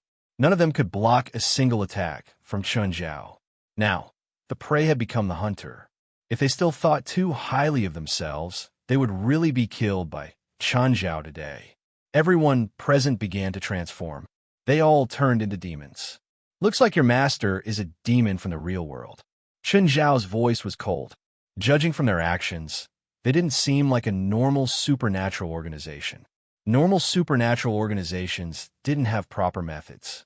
It was also impossible to brazenly capture a spiritualist and turn him into an evil steel spirit. Even Chun Zhao wouldn't dare to do that, which spiritualists didn't have a few friends. Moreover, these people were covered in devil's blood. However, the devil's blood did not fuse with them. The person who could provide so much evil demon blood was most likely a hidden evil demon in the modern world. "Brat, you will die here today," said the one-eyed man with a cold snort. Chun Zhao sneered. He didn't even use 10,000 techniques returned to 1 or giant form. He had already killed all of them without leaving a single one of them. He didn't know what else they could do to kill him here. Chun Zhao stomped with all his strength. The metal under his feet caved in, and some places even cracked. A large amount of seawater began to seep into the factory. "You don't have much time," Chun Zhao said, smiling. "You better kill me before the cabin fills up." Suddenly, one of the demons jumped into the sea.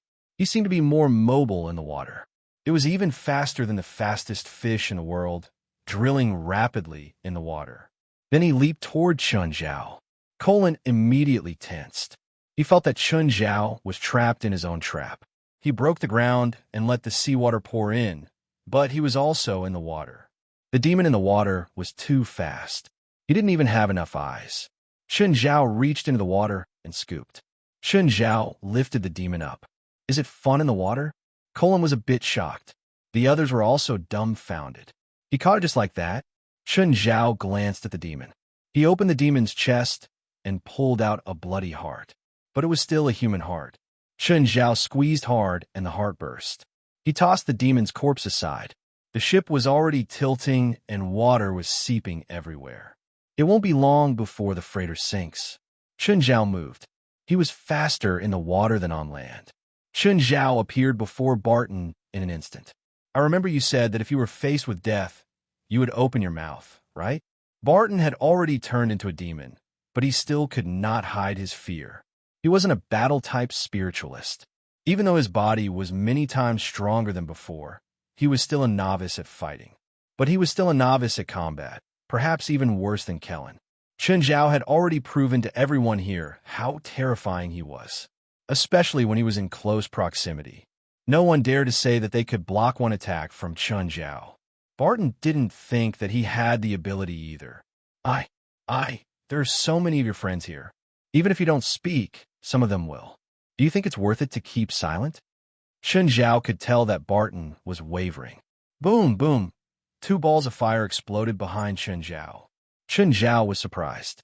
The 2 balls of fire didn't attack him directly, but they still hit him. The 2 balls of fire didn't dissipate. It seemed that the non-elemental couldn't dispel such pure fire attacks. The non-elemental should only be effective against the spell itself. Unfortunately, the attack's power was rather average. Chen Zhao slapped his palm across the water, bringing along a patch of seawater. The seawater shot out like thousands of arrows. The demon that had ambushed Chen Zhao was instantly riddled with holes. Chen Zhao turned back to Barton. You better not waste time. I'm not a patient person. Barton looked behind Chen Zhao. A few more evil steel spirits charged over. Who exactly is your master? Chen Zhao roared angrily. Instantly, the seawater behind Chen Zhao churned. The few steel evil spirits were instantly engulfed by the seawater, and then there was no more. Yes. Barton was frightened. My master is Leviathan Abarin. Leviathan Abarin? Leviathan? Leviathan was the name of the king of jealousy, one of the 7 demon kings of hell. Among the 7 sins, only Leviathan's subordinates hadn't come into contact with him. Since this Leviathan Abarin was in the human world, he was either the projection of a big demon or a relatively weak demon. Where's he hiding? Chen Zhao asked. We're from Bermuda, Barton said, trembling. Bermuda? Chen Zhao thought of the Hell Cruise, Levicree, from his second trip to New York. Its destination was the Bermuda Sea. Can you take me to the Bermuda Sea and find your master? Chapter 1636. Of course I'm willing to lead. Before Barton could finish a sentence, his forehead began to split open. Then a worm crawled out from the gap in his forehead. Barton fell to the ground stiffly. Brain-eating bug. Chen Zhao picked up the bug. It seemed that the bug had been hiding in his brain for a long time. As long as he said something or did something, the bug would break out of his shell and eat his brain clean. Then the brain-eating insect would break out of its shell and eat his brain cleanly. It seemed that there was no point in continuing to interrogate them. No wonder the demons were so determined. It was no wonder that the demons were so determined. They knew their situation. When the water level had already reached 3/4 of the cabin, no one wanted to continue fighting. They could tell from Chen Zhao's actions in the water. Chen Zhao was better at fighting in the water than any of them. He wasn't even as good as Chen Zhao on land. Fighting Chen Zhao in the water was suicide. So they decided to split up and escape. However, all the exits were already flooded by the water. They could only jump into the water. However, when they jumped into the water, they completely regretted it. They realized that they were bound by the power of the water. There was nowhere for Colin to hide. The water was already up to his chin.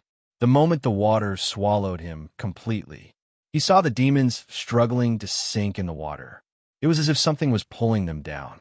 Just then, Colin suddenly felt a pain in his shoulder. Then he lost control of his body. He didn't know how much water he drank. When he could breathe again, he was already on the surface of the sea. Colin coughed continuously. He looked at the cargo ship in the distance, which was sinking. Splash! Colin was shocked. He thought that some sea monster had crawled out of the water. He looked carefully and realized that it was Chen Zhao. Colin was still in a state of shock, but he was even more relieved. Thank God he'd asked Chen Zhao for help.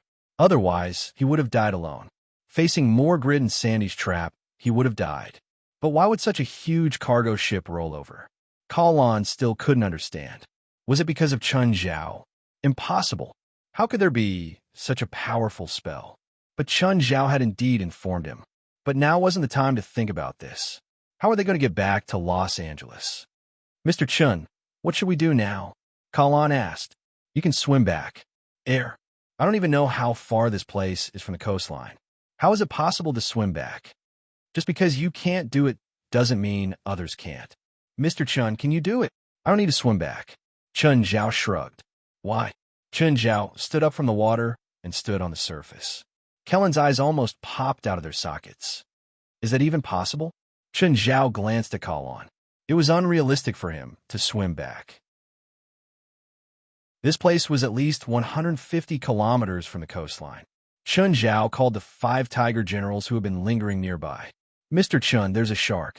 Colin's scalp was about to explode. He was already mentally uneasy. Then he saw a shark in the vast sea, and he panicked. Don't worry, I called him. Kalon looked at Chun Zhao. Are they the ones I saw at Mr. Chen's house? Yes. By then, the shark was already before Chun Zhao. Kalon felt his lower body being pushed up. Then he realized that he was already sitting on the shark's back. Although he was still panicking, this was still a rare experience for him. Kalon looked back at Chun Zhao and realized that Chun Zhao was strolling on the water. He wasn't fast. The shark under Kalon also slowed down and followed beside Chun Zhao. He wasn't fast. The shark under Kalon also slowed down and followed beside Chun Zhao. Right now, the moon was in the galaxy and the waves were surging. If Kalon was in a different situation, perhaps he would really enjoy the night view right now. But right now, he wasn't in the mood to enjoy the night view. Kalon realized that Chun Zhao was talking again. He looked back and saw that Chun Zhao was on the phone. Mr. Chun, didn't your phone get destroyed along with your clothes when you jumped into the solution? No, I hid it. Chun Zhao shook his head. Fine, it was Chun Zhao's magic again. Kalon realized that Chun Zhao seemed to have endless tricks. He could turn misfortune into fortune no matter what situation he was in. Previously, on the cargo ship, there were so many enemies and so many dangerous situations. Chun Zhao could still force his way out. But on this vast ocean, anyone else would probably end up in the stomachs of the fish. But Chun Zhao seemed to be strolling in his own garden. Chun Zhao wasn't in a hurry because the Hydra was already heading toward their current location. Chun Zhao's call, just now, was to contact the butler and then record their current location. Then, the inferior demons would drive the Hydra over to pick them up. 2 hours later, the Hydra finally appeared in front of them. When Kalon boarded the Hydra, he lay on the deck, exhausted. No matter who it was, they wouldn't feel good after soaking in the water for 2 hours. Now, he could finally lie on the deck in peace. In the morning, Chun Zhao woke Kalon, who was sleeping in the guest room. Do you want some breakfast? Chun Zhao asked. Kalon didn't refuse. After a night of rest, he was quite energetic and hungry. Mr. Chun, how long until we get there? Soon, in half an hour, Chun Zhao said. Soon, the Hydra reached the shore. Where are you going now? Chun Zhao asked. I'll take you there. Let's go back to school, Kalon said. The coastal road was at least dozens of kilometers away from the city. It wasn't practical for Kalon to walk back on 2 legs. On the way, Chun Zhao said, don't randomly accept strange missions in the future. You better make some spiritualists and ask them to bring you when they go on missions. It's too dangerous to go alone. Mr. Chun, bring me when you have a mission. Chun Zhao shook his head. Most of the battles I face are like last night. It'll only be more dangerous if you go. You can't even protect yourself. Are you going to be a burden if you follow me? When you have the ability to protect yourself, tell me again. Let's go on a mission together. Fine. Kalon was helpless. After all, last night's battle had shown him how big the difference between him and Chun Zhao was. After dropping Kalon off at school, Chun Zhao planned to visit Wright on the way. When Chun Zhao arrived at Wright's office, he saw that there was someone else there. It was a smartly dressed woman who was probably a teacher. Chun Zhao didn't say anything. He sat on the sofa and waited for Wright to finish talking to the female teacher. Please remember this book's domain name, 9 Heavens Divine Emperor. Chapter 1637. The female teacher also noticed Chun Zhao in the office. When she saw Chun Zhao, disdain and disgust appeared on her face. Chun Zhao's posture on the sofa was too ugly. She felt that it was disrespectful to the principal. The conversation between the teacher and Wright finally came to an end. Then, Wright stood up and shook hands with the teacher. When the teacher turned to leave, she purposely glared at Chun Zhao. Right. Is that girl a teacher? Didn't you hear everything? Why are you asking when you already know? Wright rolled her eyes. Then why is she looking at me like she has a grudge against me? It's because of your sloppy attitude. My sloppy attitude has nothing to do with her, right? Okay, come with me for a walk, Wright said. Chun Zhao held Wright's arm and walked around the school twice. In the end, they sat on the audience seats in the gym. A volleyball team was practicing in the gym.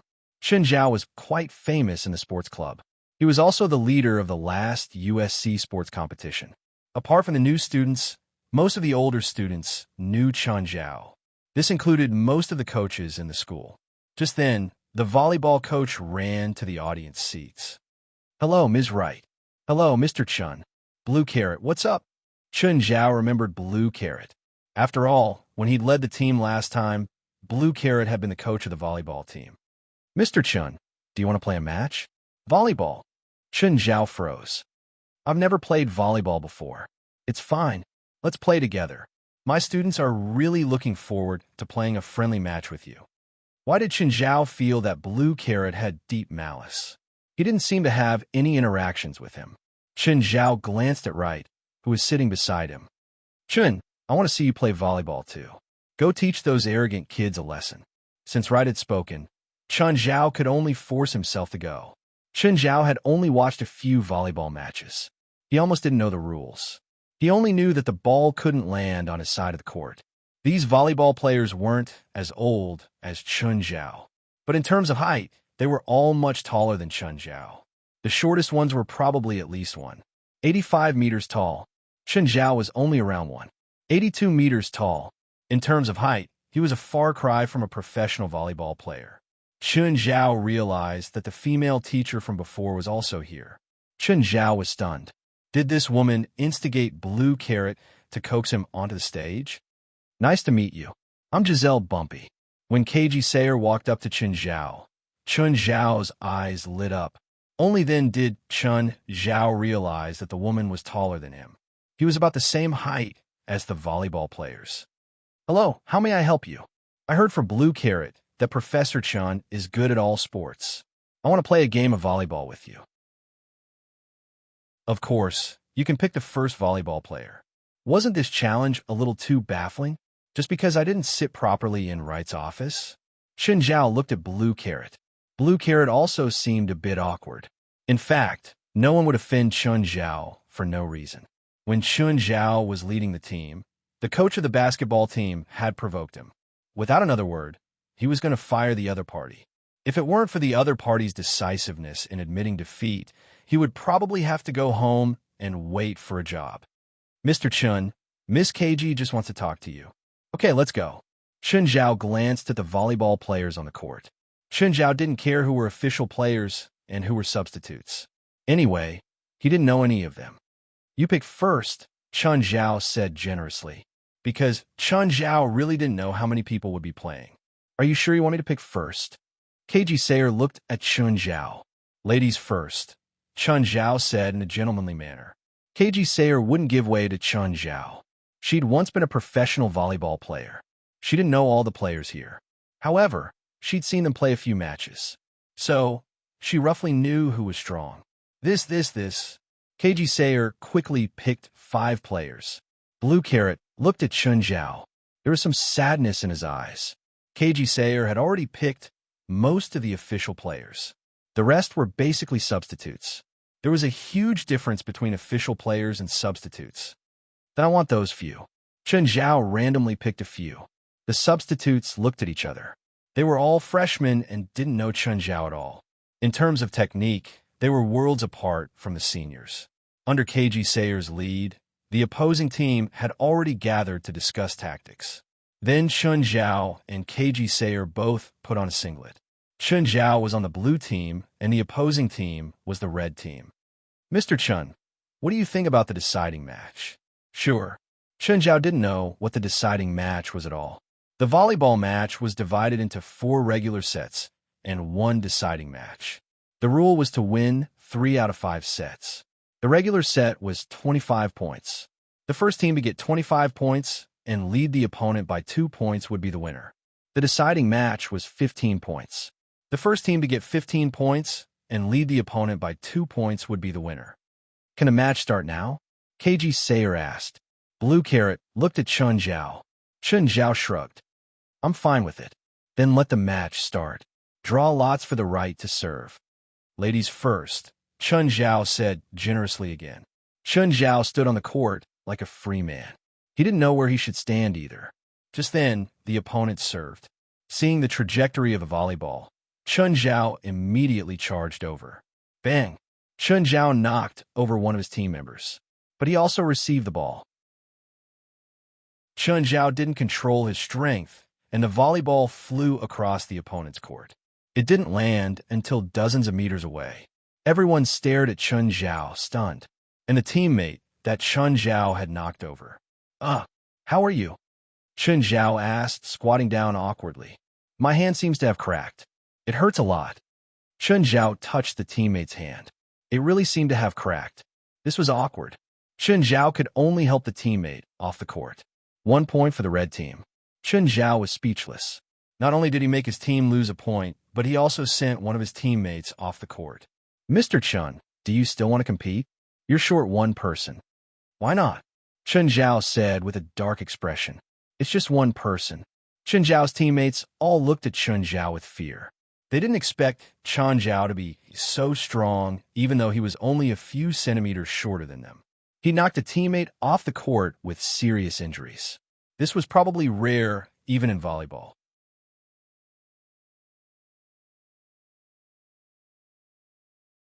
Chapter 1638. The match started again. This time, Chun Zhao didn't catch the ball immediately. This time, the ball landed before Chun Zhao. Chun Zhao instinctively reached out to catch the ball. Beep! Blue Carrot blew the whistle for a foul. Holding foul. I can't catch the ball? Chun Zhao's brain was a bit muddled. He seemed to have confused volleyball and basketball. Red team, 2 points. The current score was 2 o'clock. Chun Zhao felt very awkward too. He didn't know the rules at all. He just wanted to play volleyball with someone. It seemed a bit rash. KG Sayer looked at Chun Zhao mockingly. You should just admit defeat. The match just started. Why should I admit defeat? Chun Zhao pouted. Then let's continue, KG Sayer sneered. This time, it was the other team's turn. Chun Zhao looked at the trajectory of the volleyball. He immediately shouted, Move! Let me do it! Chun Zhao suddenly jumped up. Everyone's eyes almost popped out. So high. Bang! Chun Zhao smashed the ball with great force. Then the volleyball deflated. It flew less than a meter and landed on Chun Zhao's side of the net. If Chun Zhao smashed the ball, it would be fine if it didn't explode and hit the ground. If it hit a person, it would really kill them. Smiling bitterly, Blue Carrot switched to another volleyball. He signaled for the red team to score another point, and the match continued. Chun Zhao was a bit depressed. He'd actually lost his composure just now. It was a good thing that the ball exploded. Otherwise, with that strength, it would have really killed him. But he'd already lost 3 points. This made Chun Zhao very depressed. The match continued. The match went back and forth. Chun Zhao's emotions and attention were once again focused on the flying volleyball. Chun Zhao flashed and chased after the volleyball. Don't catch that, his teammate yelled. The ball was already out of bounds. But Chun Zhao acted as if he didn't hear it. He cupped his hands and raised them up. The volleyball flew up. When it landed again, Chun Zhao smashed it high. Bang! The ball hit the opponent's inbounds ground. Beep! Beep! Red team scores another point. Score for a clock. Wait, why didn't I score? Chun Zhao roared. Blue Carrot, are you whistling? Mr. Chun, that's a combo. It's against the rules, Blue Carrot said with a bitter smile. I have one less person on my side, Chun Zhao said. My first and second attacks are not from the same person. I represent different people. Mr. Chun, rules are rules, KG Sayer said. Since you're down one person, I'll let you hit twice. Does that mean that if I have one less person on my side, I'll have one more chance for a combo? Chun Zhao's eyes flashed. If you really get all your teammates off the stage, then you could do an unlimited combo, KG Sayer said. You said it. Chun Zhao looked at his teammates. You can all leave now. Why? This isn't just a competition for you. It's a competition for all of us, one of the team members said with dissatisfaction. Needless to say, these athletes had a strong desire to win. In fact, every professional athlete, in addition to tough training, also had to build up their mentality before they stood on the field. Thus, their willpower was stronger than normal people's. Their desire for victory was also stronger than normal people's. Real athletes never believed in friendship first and competition second. For them, victory was the only thing they pursued. If there really was such a thing as friendship first and competition second, there would be no foul tactics. Fine. The match continued, but the situation was still difficult. They really weren't good enough. Compared to these newbies, Chun Zhao was more willing to believe in his own abilities. Many times, he thought that he could save the ball, but there was someone standing there. Chun Zhao either had to knock his teammates away or watch them score. Soon, the score was 7 o'clock. The team led by Cage Sayer crushed Chun Zhao. Although Keiji Sayer was a woman, her strength was definitely stronger than anyone else present. Even in professional competitions, women's volleyball was more popular than men's volleyball. In fact, women's volleyball was even stronger than men's volleyball. This is very rare in sports events. Apart from technical sports, there were very few sports in which men weren't as good as women. Of course, a big reason was the market. The highest professional volleyball league was the Turkish Women's Volleyball League. It was publicly recognized as the highest professional volleyball league. Almost all the top women's volleyball players in the world played in the Turkish Women's Volleyball League, including the Golden Flowers in China. Cage Sayer had once been a member of a Turkish women's volleyball club. He had no choice but to use dirty tricks. Chun Zhao glanced at his teammates. The match began again. Chun Zhao went up and fought. However, this time, Chun Zhao sent a team member flying. Why did you do that? I didn't do it on purpose. Chun Zhao looked indifferent. Chun Zhao's action caused an internal conflict, but he didn't care. He wasn't from the volleyball club anyway. I say, you guys should leave. This isn't your match. It's mine. You think you can beat them alone? That's impossible. Even if you have an unlimited combo, you can't do it. That's my business. The others looked at each other. They didn't want to team up with Chun Zhao anymore. On one hand, they were facing an absolutely strong opponent. The pressure on them was too great. Moreover, Chun Zhao was weak and didn't even know the rules, but he was still so arrogant. Let's go down. I'll see how he can play alone. Finally, Chun Zhao's teammates all left the court. Only Chun Zhao was left. Cage Sayer looked at him mockingly.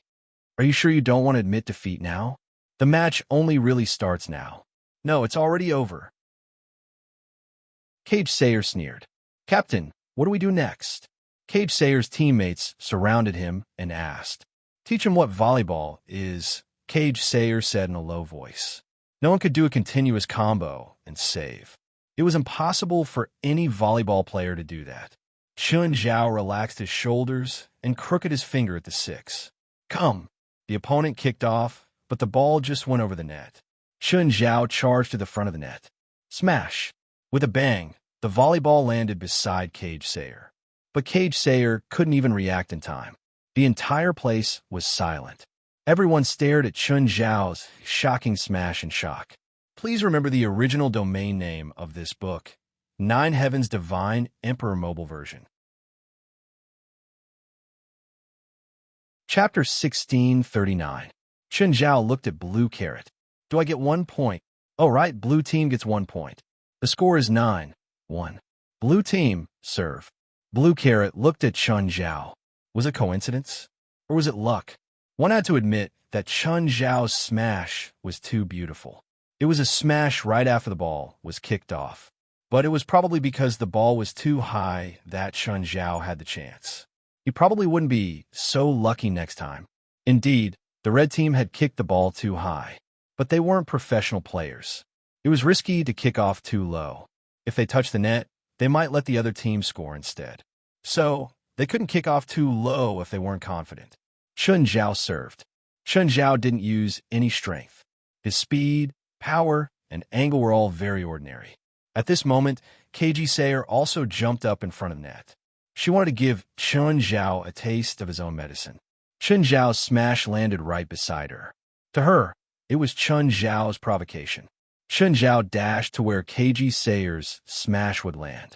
He missed, and the volleyball flew up. Then Chen Zhao jumped up too. Bang! The other team saved the ball and passed it a few times. When it reached the net, Chen Zhao pushed it lightly. Chen Zhao rushed to the net again to save the ball and smashed it high again. Bang! He scored another point. Everyone was stunned, both on and off the court. Chen Zhao had scored a point alone. His teammates hadn't scored a single point when they were on the court. This made his teammates feel a little embarrassed. They felt like they'd lost so many points because of them. In the next match, Chen Zhao really went crazy. To be honest, once he got serious, he really couldn't let the volleyball land in his court. He could even save a boundary ball or an out-of-bounds ball. Chen Zhao's only way to score was smashes, smashes, smashes. No matter how tricky the ball was, Chen Zhao could save it. No matter where he was, he could instantly rush to the landing spot and save the ball. On the other hand, the other six were a bit tired. Even though there were 6 of them, they couldn't compete with Chen Zhao, who had endless stamina. 9:39, 49. 5. The red team was a bit devastated. They realized that after Chen Zhao's teammates left the field, Chen Zhao's teammates had already left the field. Ever since Chen Zhao took the lead, they hadn't gotten a single point. No, to be precise, it was impossible to score anymore. Chen Zhao also realized this. Moreover, he realized that smashing seemed to have become boring. So, he started to torture them. Chen Zhao just didn't smash. He headed the ball into the red team's boundary. Let them save, pass the ball, and then come back. Chen Zhao wanted to destroy their willpower. The first was to destroy their physical strength. Blue Carrot was stunned. He had never seen a match like this. He had single-handedly destroyed an entire team. Blue Carrot realized that Chen Zhao's skills weren't as rusty as before. He was completely humiliating the other party. 9 kg Cell took a deep breath. Okay, stop. You win. We admit defeat. Captain, we haven't lost yet. We can still continue. It's useless. KG Saer shook her head. She wouldn't be a professional athlete if she still didn't understand what was going on at this point. The other party was stronger than them in every aspect, especially in terms of stamina. It was terrifying. Chen Zhao did everything for the team alone. Plus, his speed and strength were impeccable. Until now, Chen Zhao hadn't even panted. Then, she looked at her teammates. They couldn't even straighten their backs because of Chen Zhao's torture. What was the point of continuing? Her grudge with Chen Zhao was personal. KG Saer didn't want Chen Zhao to completely destroy the children's faith and willpower. But even she had to admit how terrifying Chen Zhao was. If they were to continue fighting, it would be too late. These children would probably be traumatized for the rest of their lives. Although they weren't satisfied, a loss was a loss. Thank you, and thank my teammates. Without their cooperation, I wouldn't have won. Thank you, everyone. Chen Zhao's opponents and teammates all blushed and lowered their heads. They all blushed and lowered their heads. No one wanted to look at Chen Zhao's eyes. Who was Chen Zhao mocking with that? Wright walked up to Chen Zhao and glared at him. Do you have to beat these hard-working children until they're all black and blue? A 1. Can't you let me be arrogant for a while? Okay, let's go. Wait for me. Chen Zhao took off his vest and chased after Wright. The atmosphere in the stadium turned cold. KG Saer's revenge mission had ended in failure, just like that. Right, who exactly is KG Saer? Why do I feel like she was the one who started what happened in the stadium today? She teaches math and is also the volleyball club's advisor. She's friends with Blue Carrot. That's all I know. Wright looked at Chen Zhao. Don't tell me you played with too many women in the past and dumped them, then forgot about them. I'm not that kind of person. Chen Zhao denied immediately. Really? You really didn't dump them? It really wasn't me. How can I forget who I slept with? Fine. Chen Zhao said goodbye to Wright. Then, he received a call from Zola, asking him to try on some clothes. When he arrived at Bear Mansion, Chen Zhao saw Lepore, who was rehearsing. Lepore thought that Chen Zhao was here to see her. In fact, if Chen Zhao hadn't met Lepore here today, he would have forgotten about her. Lepore had almost forgotten about this student. Although Lepore had chosen traditional Chinese medicine, Chun Zhao had almost forgotten about this student. Lepore had chosen traditional Chinese medicine. The reason why he chose the Chinese medicine department was just to get enough credits. Teacher, can you give me some leeway before the end of the semester? Huh? No, Chun Zhao replied, chuckling. Chun Zhao didn't care about Lepore because he couldn't control her anyway. Chun Zhao wouldn't be like other professors who wouldn't let you pass if you didn't attend enough classes. Chun Zhao only wanted Lepore to get a passing score in the final exam. As for how she planned her time, that was her own business. Chun, you're here. Come in with me. Zola is waiting for you inside. Nat glanced at Lepore beside Chun Zhao and only nodded slightly. Lepore had signed a contract with the Baroness because of Chun Zhao. However, even Chun Zhao couldn't help her with her future development. The only thing he could guarantee was that Lepore wouldn't be bullied in the Baroness modeling group. As for her own future, it would depend on her own ability.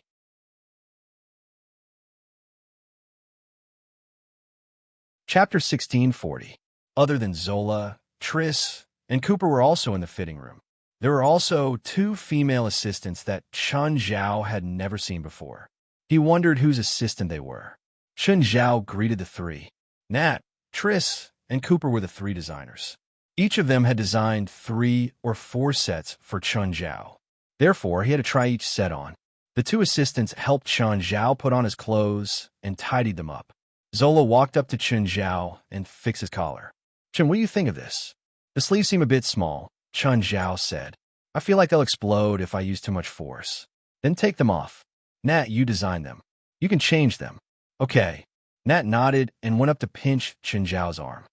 Chun, it's not my fault. When I measured you yesterday, you didn't use too much force, but your arm is really strong. Chun Zhao felt helpless that Nat always took advantage of him. Moreover, Nat had always been taking advantage of Chun Zhao openly. Actually, Chun Zhao's arm wasn't that big. After more than 2 hours of fitting, most of the clothes were perfectly designed. Only 2 or 3 of them had minor flaws. One of you, Chun Zhao said, go to the trunk of my car and bring my wine in. Chun Zhao had to return the favor. A while later, the 2 boxes of nameless wine were carried in. You 3 can split this box. This is yours, Zola. Chun, these 2 boxes are worth $6 million, Zola said with a bitter smile. My clothes are luxury goods, but they're not worth that much. The nameless wine had already become an investment target for some investors. The current market price was around $350,000. A box of 9 bottles like this was worth more than $3 million. I'm not doing business with you, Chun Zhao said indifferently. If you don't want it, then give it to Rasfa for me. Zola couldn't bear to part with it. Nat, Triss, and Cooper obviously wouldn't reject him either. Of course, the 3 still put on a good front. Whether they kept the 3 bottles for themselves or sold them, it would be a huge profit. Even they had to admire Chun Zhao's generosity. As long as they weren't his enemies, Chun Zhao was very generous. Chun, Jerlin needs new clothes too, right?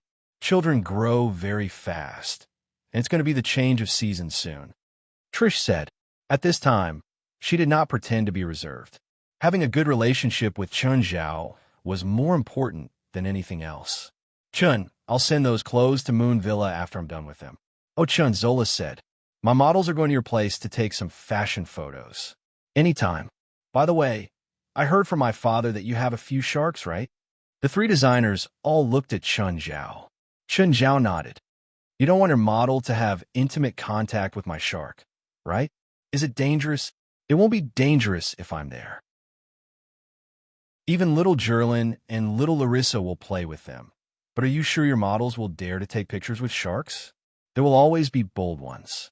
These photos will be published in all the magazines. Most models are ambitious. Okay, let me know when you're coming. If I'm not there, it's the same with Fei Lai. When Chun Zhao left, the 2 female assistants helped him send his clothes to the car. They did not forget to throw flirtatious glances at Chun Zhao. When he returned home, Chun Zhao realized that Fei Lai was not there. Little Larissa, on the other hand, was sleeping soundly under the care of an inferior demon. Where did Fei Lai go? Chun Zhao asked the butler. Mistress is at the rocky beach at the bottom of the cliff. Chun Zhao was confused. What was Fei Lai doing there? If there was a dangerous place in Moon Villa, it would be the rocky beach at the bottom of the cliff. It was not dangerous, but there was a possibility of falling rocks. It was not dangerous, but Chun Zhao had always forbidden Zhurlin from going there. Chun Zhao went down the cliff and saw Fei Lai standing beside the rocky beach. Most of the other pets were here too. Fei Lai, what are you doing here? Fei Lai pointed at the bottom of the cliff. Chun Zhao realized that it was Raymond. He was rubbing his body on the rocky beach. Molting? Chun Zhao was surprised. Every time Raymond molted, he would grow much bigger. He had already molted a few times before. But before each time, Raymond would tell Chun Zhao in advance. This time, Raymond actually did not tell Chun Zhao. Now, Raymond was already 8 meters long. If he molted again, who knew how big he would be? When Chun Zhao had gone to hell, he had seen Raymond's original body once. Raymond's original body was a monster snake more than 20 meters long.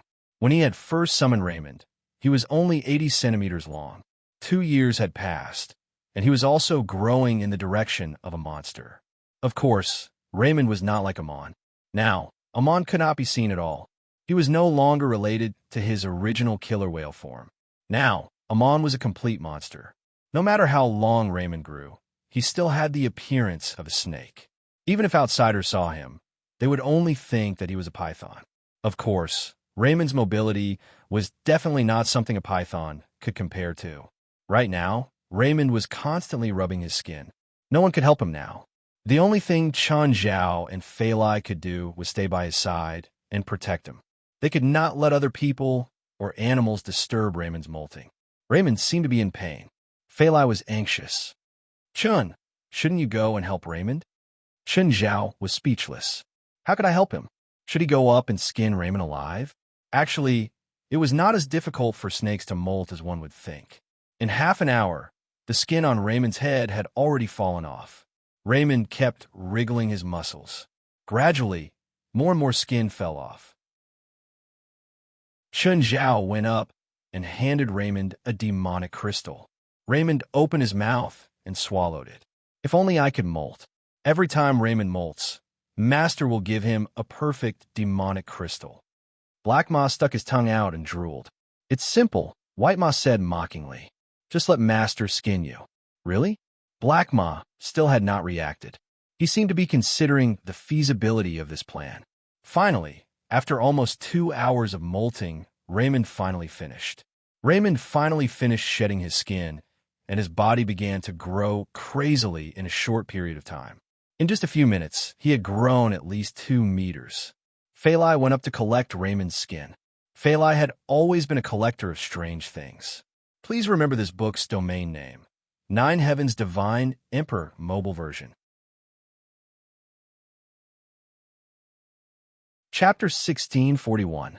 At this moment, Raymond looked almost the same as the monster snake in a movie Anaconda Disaster. But Raymond wasn't a python. He was a poisonous snake. Just like a normal snake, Raymond, who had just shed his skin, looked very fragile. Not long after, Raymond's skin became smooth and textured. Raymond successfully shed. Chun Zhao and Fei Lai prepared a feast for him. Raymond was very wild. Most of the time, he preferred to hunt in the forest behind. He would even bring back some wild game. When little Larissa woke up, she realized that Raymond had changed his skin. She immediately climbed onto Raymond's body happily. Raymond's body was cold. It was her favorite. After lunch, Chun Zhao was cultivating. Chun Zhao's internal alchemy had doubled in size. Chun Zhao's small world also expanded from 200 meters to 250 meters. His cultivation progress was very fast. At least, it was much faster than before. But this was also because he had just formed his internal core. Chun Zhao could clearly feel that the internal core's growth was slowing down. The bigger the internal core, the slower the cultivation speed. The internal core also seemed to have a limit of saturation. But this was normal. It would be strange if he could continue to grow like this without limit. Chun Zhao used all returns to 1 and the non-elemental giant form. After transforming, Chen Zhao's height had increased from 5 meters to 4 meters. He even went out to the sea to practice. If he practiced in front of his house, he was worried that he would accidentally destroy the entire house. After using all returns to one in giant form, Chen Zhao's punches could create huge waves. Just then, Chen Zhao received a call from the handsome guy. "Hey, handsome, how come you're free to call me today? That High Lord friend of yours is going to start a war soon." Chen Zhao was surprised. The handsome guy wouldn't send him a message for no reason. He wouldn't interfere in a war between lords. Did he want Chen Zhao to interfere? Is my friend in danger? Hard to say. The enemy is also a lord. The two of them together can barely fight to a draw. 2 against 1. But they could barely fight to a draw. The situation was really dangerous. But could he interfere with the war with his current strength? Chen Zhao wasn't confident. "Do you remember what I told you last time? I remember you asked me to help you deal with that traitor," Chen Zhao said. "Find the leader of Satanism first, and then bring him to me. In this battle, I can guarantee that Beelzebub Zophi and his wife will win." "Sure," Chen Zhao agreed decisively. In the New Orleans area of the human world, there's an organization hostile to the Satanists. It seems that they have been fighting against the Satanists for decades. If you want to get more information about the Satanists, you can go to this hostile force. This hostile force is called the White Spear Association. All right. Last time I said that I would help you find a demon god pillar's familiar. Come to hell when you have time. Now, Chen Zhao said, "Is it convenient for you to summon me to hell now?" "No problem." Chen Zhao took the opportunity to talk to Fei Lai. 3 minutes later, he was summoned to hell. This time, the little handsome guy was on a plane. When the handsome young man saw Chen Zhao, he was surprised. "You seem to be different." What's different?" "I can't tell. Is it because I've become stronger?" Chen Zhao was looking forward to the handsome guy's affirmation. After all, the handsome guy was the king of hell. It was an honor for Chen Zhao to receive his recognition. Chen Zhao did not have the thought of being unconvinced by anyone. He also did not think that he did not need other people's acknowledgement. In any circle, people needed other people's approval and recognition. The handsome guy looked at Chen Zhao. "Do you want me to admit that you've become stronger? Just speak from your heart. You don't have to care about my feelings." In terms of strength, there is no difference between the past and the current you. The handsome guy was indeed speaking from his heart. "Has anyone told you that your EQ is low? I can feel your unhappiness," the handsome guy said. Chen Zhao rolled his eyes. "Whatever, continue. If you need me to, I can lie." No need. Your real change is that you've become more advanced. That's a compliment, right? Probably a compliment. The handsome guy was not sure himself. The current you has more possibilities. Then the past me has fewer possibilities? Is that what you mean? Yes. Back then, you were close to your limit. But now, you can open up more possibilities and have more room for growth. Okay, I'll take that as a compliment. If you face that traitor of mine now, you probably won't need to borrow his physical strength, but that's good too. Is there any harm in borrowing his physical strength? In the past, you were close to your limit. After borrowing that traitor's physical strength, a part of it will remain in your body, allowing you to reach your true limit. But now you don't need to do that. That physical strength naturally won't be an obstacle to you seeking more possibilities. The handsome guy paused and then said, "Also, I hope that you can lure him to a place without people before fighting." "Why? You're afraid of hurting the innocent?" "I don't care, but he stole a drop of my blood. If he releases that drop of blood, all the deaths will be on me. I don't like to bear the sins of others for no reason." Chen Zhao could more or less understand what the handsome guy was thinking. It was like a bad guy who felt that he was the one who committed the crime. But if he didn't commit them, he wouldn't accept it. Of course, there were probably some disadvantages to such sins. Chen Zhao also obtained some information from the handsome guy's words. For example, his current strength evaluation. According to the handsome guy, he was once the traitor's subordinate. The traitor was at the level of a lord. Chen Zhao could fight against him now, so he was at least at the level of a lord. Of course, the traitor probably couldn't use his full power. He wanted to create a physical body in the human world that could contain his soul.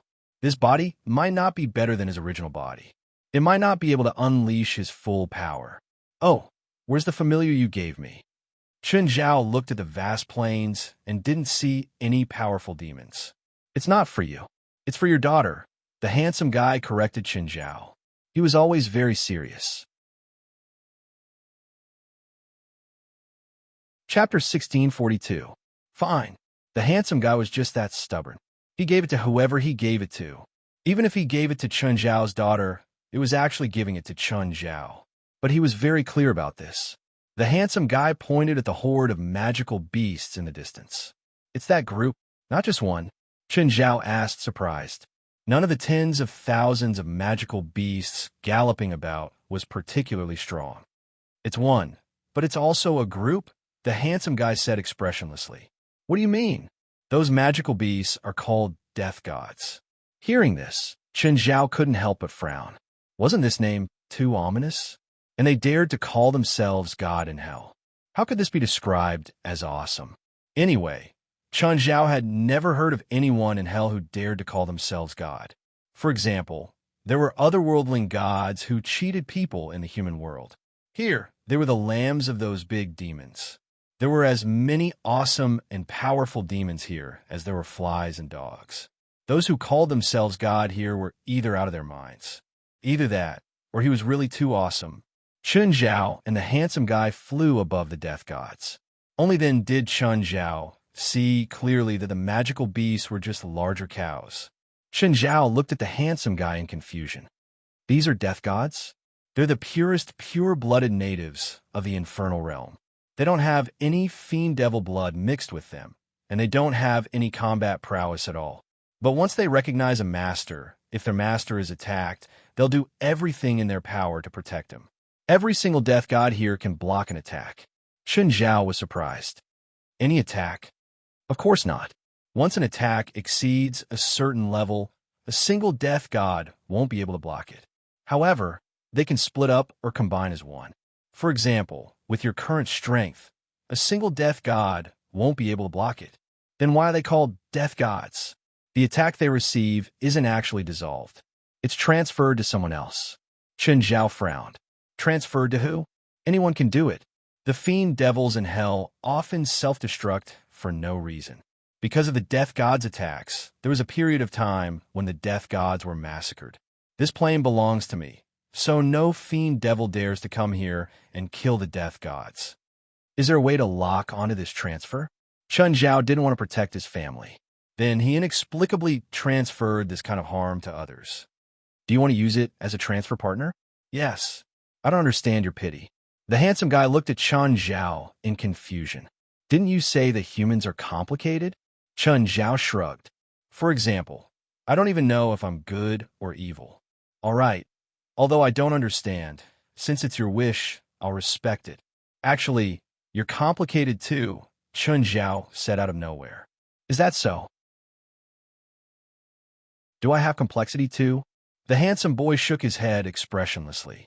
No one knew what he was thinking. Take out the demon god pillar. Chen Zhao took out the demon god pillar.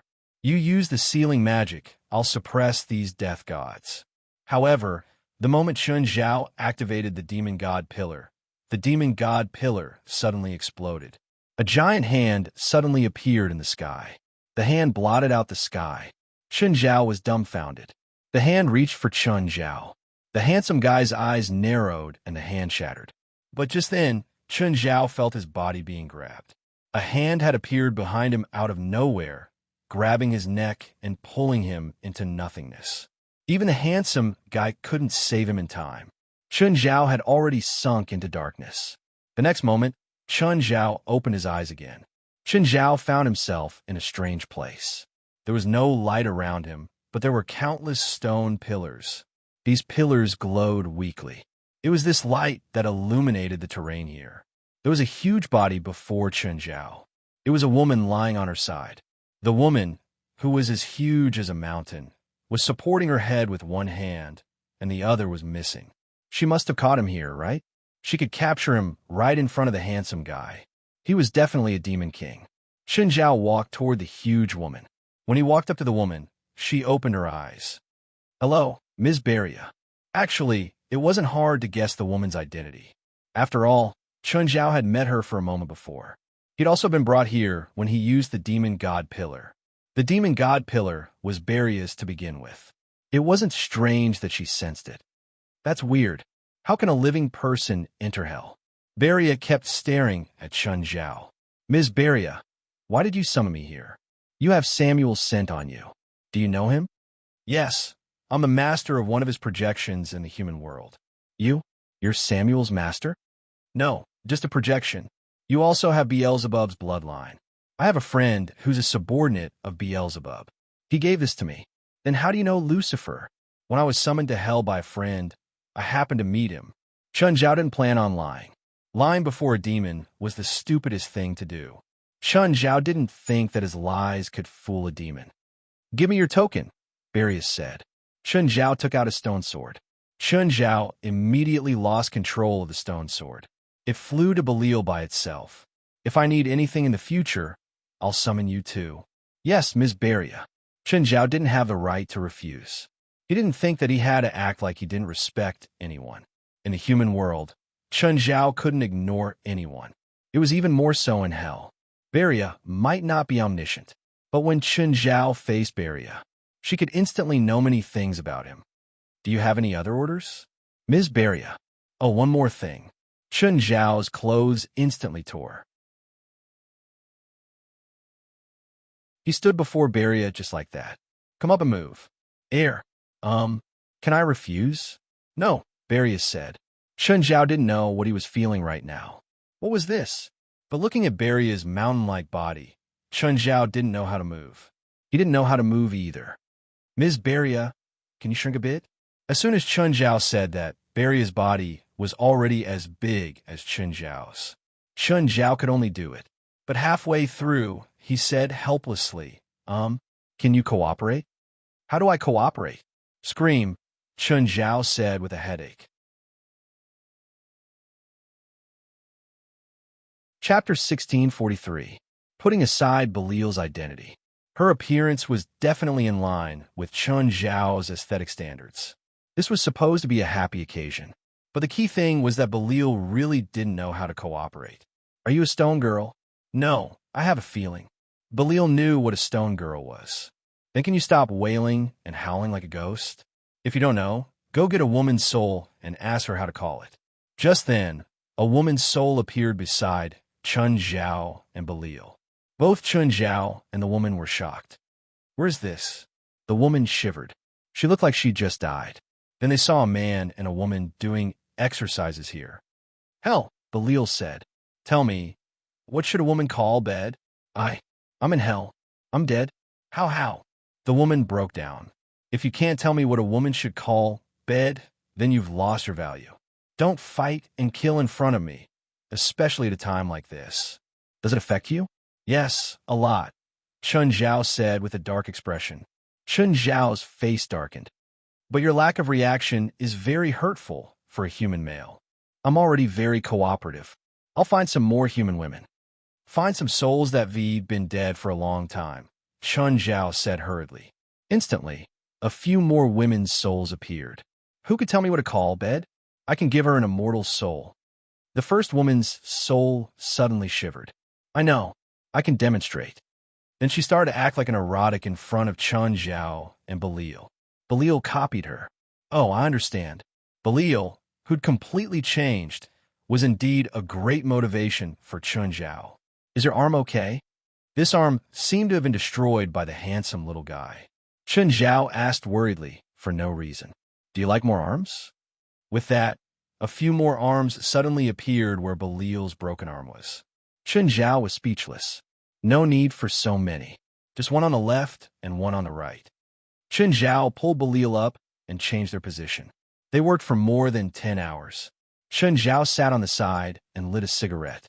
Just then, Chen Zhao's clothes appeared by themselves. "Your friend is here to pick you up." Chen Zhao looked up and saw the handsome boy walking toward him. Chen Zhao stood up and walked toward the handsome guy. "You came. All right, let's go." Chen Zhao nodded and looked back at Belial. However, Belial was nowhere to be found. Chun Zhao shook his head and left regretfully. He didn't know if there would be another chance in the future. Take this. The handsome guy tossed the demon god pillar to Chun Zhao. By the way, do demons like you all lack common sense? Chun Zhao asked. Belial never leaves her habitat. Here. Yes. Then why is she still here? Yes, but she doesn't want to leave here. Do you know what happened between us? Chun Zhao asked. The handsome guy looked Chun Zhao up and down and then nodded. Yes. Is there a problem? What problem? For example, will you be cursed after sleeping with a great demon king? Will there be any side effects? Why do you think so? The handsome guy asked, confused. Whatever, it's fine. Chun Zhao shook his head. But he'd probably been forced earlier. By the way, how are Beelzebub, Zophi, and Oris? I can help them defeat this opponent, but Beelzebub, Zophi's target already knows his intentions. His target? Are you talking about the secondary demon king? Yes, his situation isn't good, the handsome guy said. There's a huge flaw in his plan. He didn't hide his intentions, so it's almost impossible for his plan to succeed. Chun Zhao sighed. With his current strength, he couldn't participate in this battle at all. I have a lot of angelic crystals and demonic crystals. Can you help? Chun Zhao asked. I won't participate in a battle between secondary demon kings. Then can you send me to Beelzebub Zophi's territory? Sure. Instantly, Chun Zhao found himself above Beelzebub Zophi's obsidian castle. Roar. Who's invading my territory? Beelzebub, Zophi, and Oris immediately sensed Chun Zhao's aura. Oris transformed into a fire dragon and charged at Chun Zhao. Oris, it's me. Human? It's you? Are you dead? Oris immediately recognized Chun Zhao. No, someone else summoned me. Is Abitos okay? Yes, he's great. Chun Zhao nodded. Let's go down and talk. After entering the castle, Chun Zhao saw Beelzebub Zophi. Your Excellency, High Lord. Human, you seem to have grown a lot. I heard that your situation isn't good recently. Yes, I'm mobilizing all my power to wage war against another lord, Beelzebub Zophi said. If Oris and I lose, then Abitos will never be able to return to hell. You won't lose, Chun Zhao said. I can promise you that you won't lose this battle. Oris and Beelzebub Zophi looked at Chun Zhao. Why? I've already gotten rid of a powerful existence, Chun Zhao said. He'll enter this battle and ensure your victory. Huh? Someone who can enter this battle has to be at least a secondary demon king. Are you sure? Yes, I'm very sure. Chun Zhao nodded. That's not what I want to talk about now. Chun Zhao took out 80% of his angelic crystals. The angelic crystals piled up into a small mountain. Beelzebub, Zophi, and Oris both flew back. Even they would feel pain when facing such a large pile of angelic crystals. These are most of my angelic crystals, Chun Zhao said. Take them out when necessary to turn the situation around. Beelzebub, Zophi, and Oris glanced at each other. Chun Zhao took out half of his collection of demonic crystals. Beelzebub, Zophi, and Oris sucked in a cold breath again. They knew that Chun Zhao had a lot of demonic crystals and angelic crystals, but they didn't expect him to have so many. Human, I don't have enough to trade with you. Just treat it as my investment. You can return it to me when you become a secondary demon king. How do you know my plan? My friend in hell told me. He also told me about your current situation. Bookmark for easier reading. Chapter 1644. Whether Chun Zhao was willing to admit it or not. Beelzebub, Zophi, and Oris had helped Chun Zhao greatly in the past. Moreover, they were entrusting their child to him now. What was this? This was a family friendship. So, no matter what, Chun Zhao couldn't just stand by and watch their situation. Human, I swear in the name of Beelzebub, Zophi. I swear in the name of Ula Oris. Beelzebub, Zophi, and Oris both looked at Chun Zhao seriously. You will be our brother. We will answer all your summons at no cost. Okay, I'm about to return to the human world. If you need anything else, tell me now. Take care of Abitos for us. That's enough. Chun Zhao could empathize with the two oaths. But from the perspective of benefits, They weren't that useful to Chen Zhao now. Chen Zhao was only one level lower than them. So what if Chen Zhao summoned them to the modern world at all costs? Through the suppression of the human world's rules, their power in the modern world would probably be suppressed by at least one level. They would be about the same power as Chen Zhao and probably wouldn't exist in the modern world for long. However, if Beelzebub Zophi could successfully become a secondary demon king, it would be very important to Chen Zhao. He could really do whatever he wanted in the human world. Of course, it was like Chen Zhao was holding a nuclear warhead that he couldn't use. It was an absolute deterrent, but he definitely couldn't use it. He had to summon a secondary demon king to the human world, even if he didn't need to pay any price. But both Chen Zhao and the secondary demon king would need a lot of energy. It was like Chen Zhao was on the moon and talking to a rich man on Earth. Something happened to me on the moon. Come over. How would this rich man go to the moon? Of course, he had to throw money into the water and then have NASA send him up. Oh, do you know any alchemists in the human world? Yes, one of my subordinates is an alchemist, Chen Zhao said. You gave me so many demonic crystals and angelic crystals. I want to make a divine artifact, but I can't. Beelzebub Zophi knew alchemy too. His alchemy skills were definitely better than Ruan Faxi's. However, he needed a large number of angelic crystals to forge a divine artifact. He couldn't even get close to the hill of angelic crystals, let alone create a divine artifact. Help me send these angelic crystals to my treasury. Also, I will give you the design and the required materials as soon as possible. All right. Chen Zhao didn't stay in Obsidian Castle for long. The time limit of 24 hours was up. Chen Zhao returned home. Just then, the butler system contacted Chen Zhao. Master, Miss Amira has called you 12 times in the past 24 hours. Mr. Stephen has called you 29 times in the past 24 hours. While greeting Fei Lai, Chen Zhao said, help me call Miss Amira. Hey, Chen, you're finally willing to call me back? Amira's voice was filled with a hint of complaint. I'm sorry, Amelia. I had something urgent to attend to, so I just got home. Okay, I told you the day before yesterday that I'll help you make an appointment with the cinema chain. Are you free today? If he's not free, I'll tell him to cancel today's meeting. I'm free, Chen Zhao quickly said. After all, Amira was doing voluntary work. Of course, Chen Zhao wouldn't make things difficult for her. Okay, 6 tonight, Marina's restaurant. Don't be late. No problem. I'll be there on time. After hanging up with Amira, Chen Zhao called Stephen. Chen, you asterisk shoal, you're finally willing to call me back. You said that your friend will help us make an appointment with the cinema chain. Is there any progress? I just called my friend. 6 tonight, Marina's restaurant, Chen Zhao said. But we have a favor to ask, so we have to go early. Since they were discussing business, they should act like they were discussing business. Even if Chen Zhao rarely came into contact with this kind of business, Chen Zhao had to face it.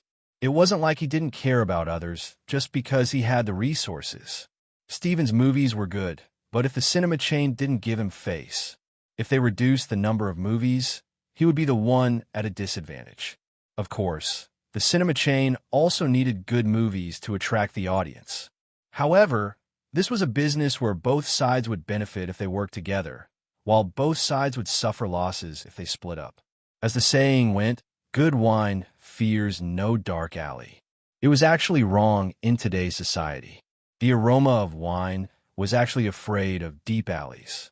If the cinema chain purposely made things difficult and reduced the number of movies to the minimum, by then, the movie's reputation would grow and the popularity would die down. Fei Lai helped Chen Zhao change into a set of clothes. After changing, Chen Zhao pulled Fei Lai over to sit on his lap. Darling, there's something I need to tell you. What is it? Say it. I think I cheated. What? Fei Lai's expression changed. She turned to look at Chen Zhao. I was forced by someone. Are you kidding me? Who in the world can force you? Not from this world. They're not even human. Fei Lai looked at Chen Zhao. Are you serious? Yes. Did you enjoy it? Chen Zhao was helpless. Enjoy? Of course he enjoyed it. As a man, Chen Zhao was even a little happy. No, of course not. Even back then, I was thinking about you. You don't mean what you say. Fei Lai glared at Chun Zhao. Okay, I forgive you. Actually, Chun Zhao telling her the truth was already the greatest respect he could give her. Plus, it wasn't an affair in real life. Fei Lai didn't think she had to get serious. Is that woman pretty? Not as pretty as you, Chun Zhao said. How did she force you? I'll show you. Chun Zhao was about to force himself on Fei Lai. Fei Lai immediately grabbed his arm. Don't. You're the one who changed. It's fine. We still have time. Instantly, the bedroom was filled with the smell of sex. An hour later, the two of them finally stopped. If they didn't have a date at night, they could have continued. After arranging his clothes, Chun Zhao pulled the sheets over Fei Lai, who was lying on the bed. Darling, I'm going out. Come back early. Suddenly, a voice rang in Chun Zhao's mind. Is this how you and your woman do things? Chun Zhao paused. He was too familiar with this voice. You. Why are you in my mind? Guess. Bookmark for easier reading. That you're tuning in to the Romance Rendezvous YouTube channel. We're so grateful for your support, and don't forget to subscribe to join us on this incredible journey through captivating stories. Your generosity through donations truly makes a world of difference, as it's the primary source of revenue that allows me to expand and enhance this channel for you. Thank you from the bottom of my heart for being a part of this adventure.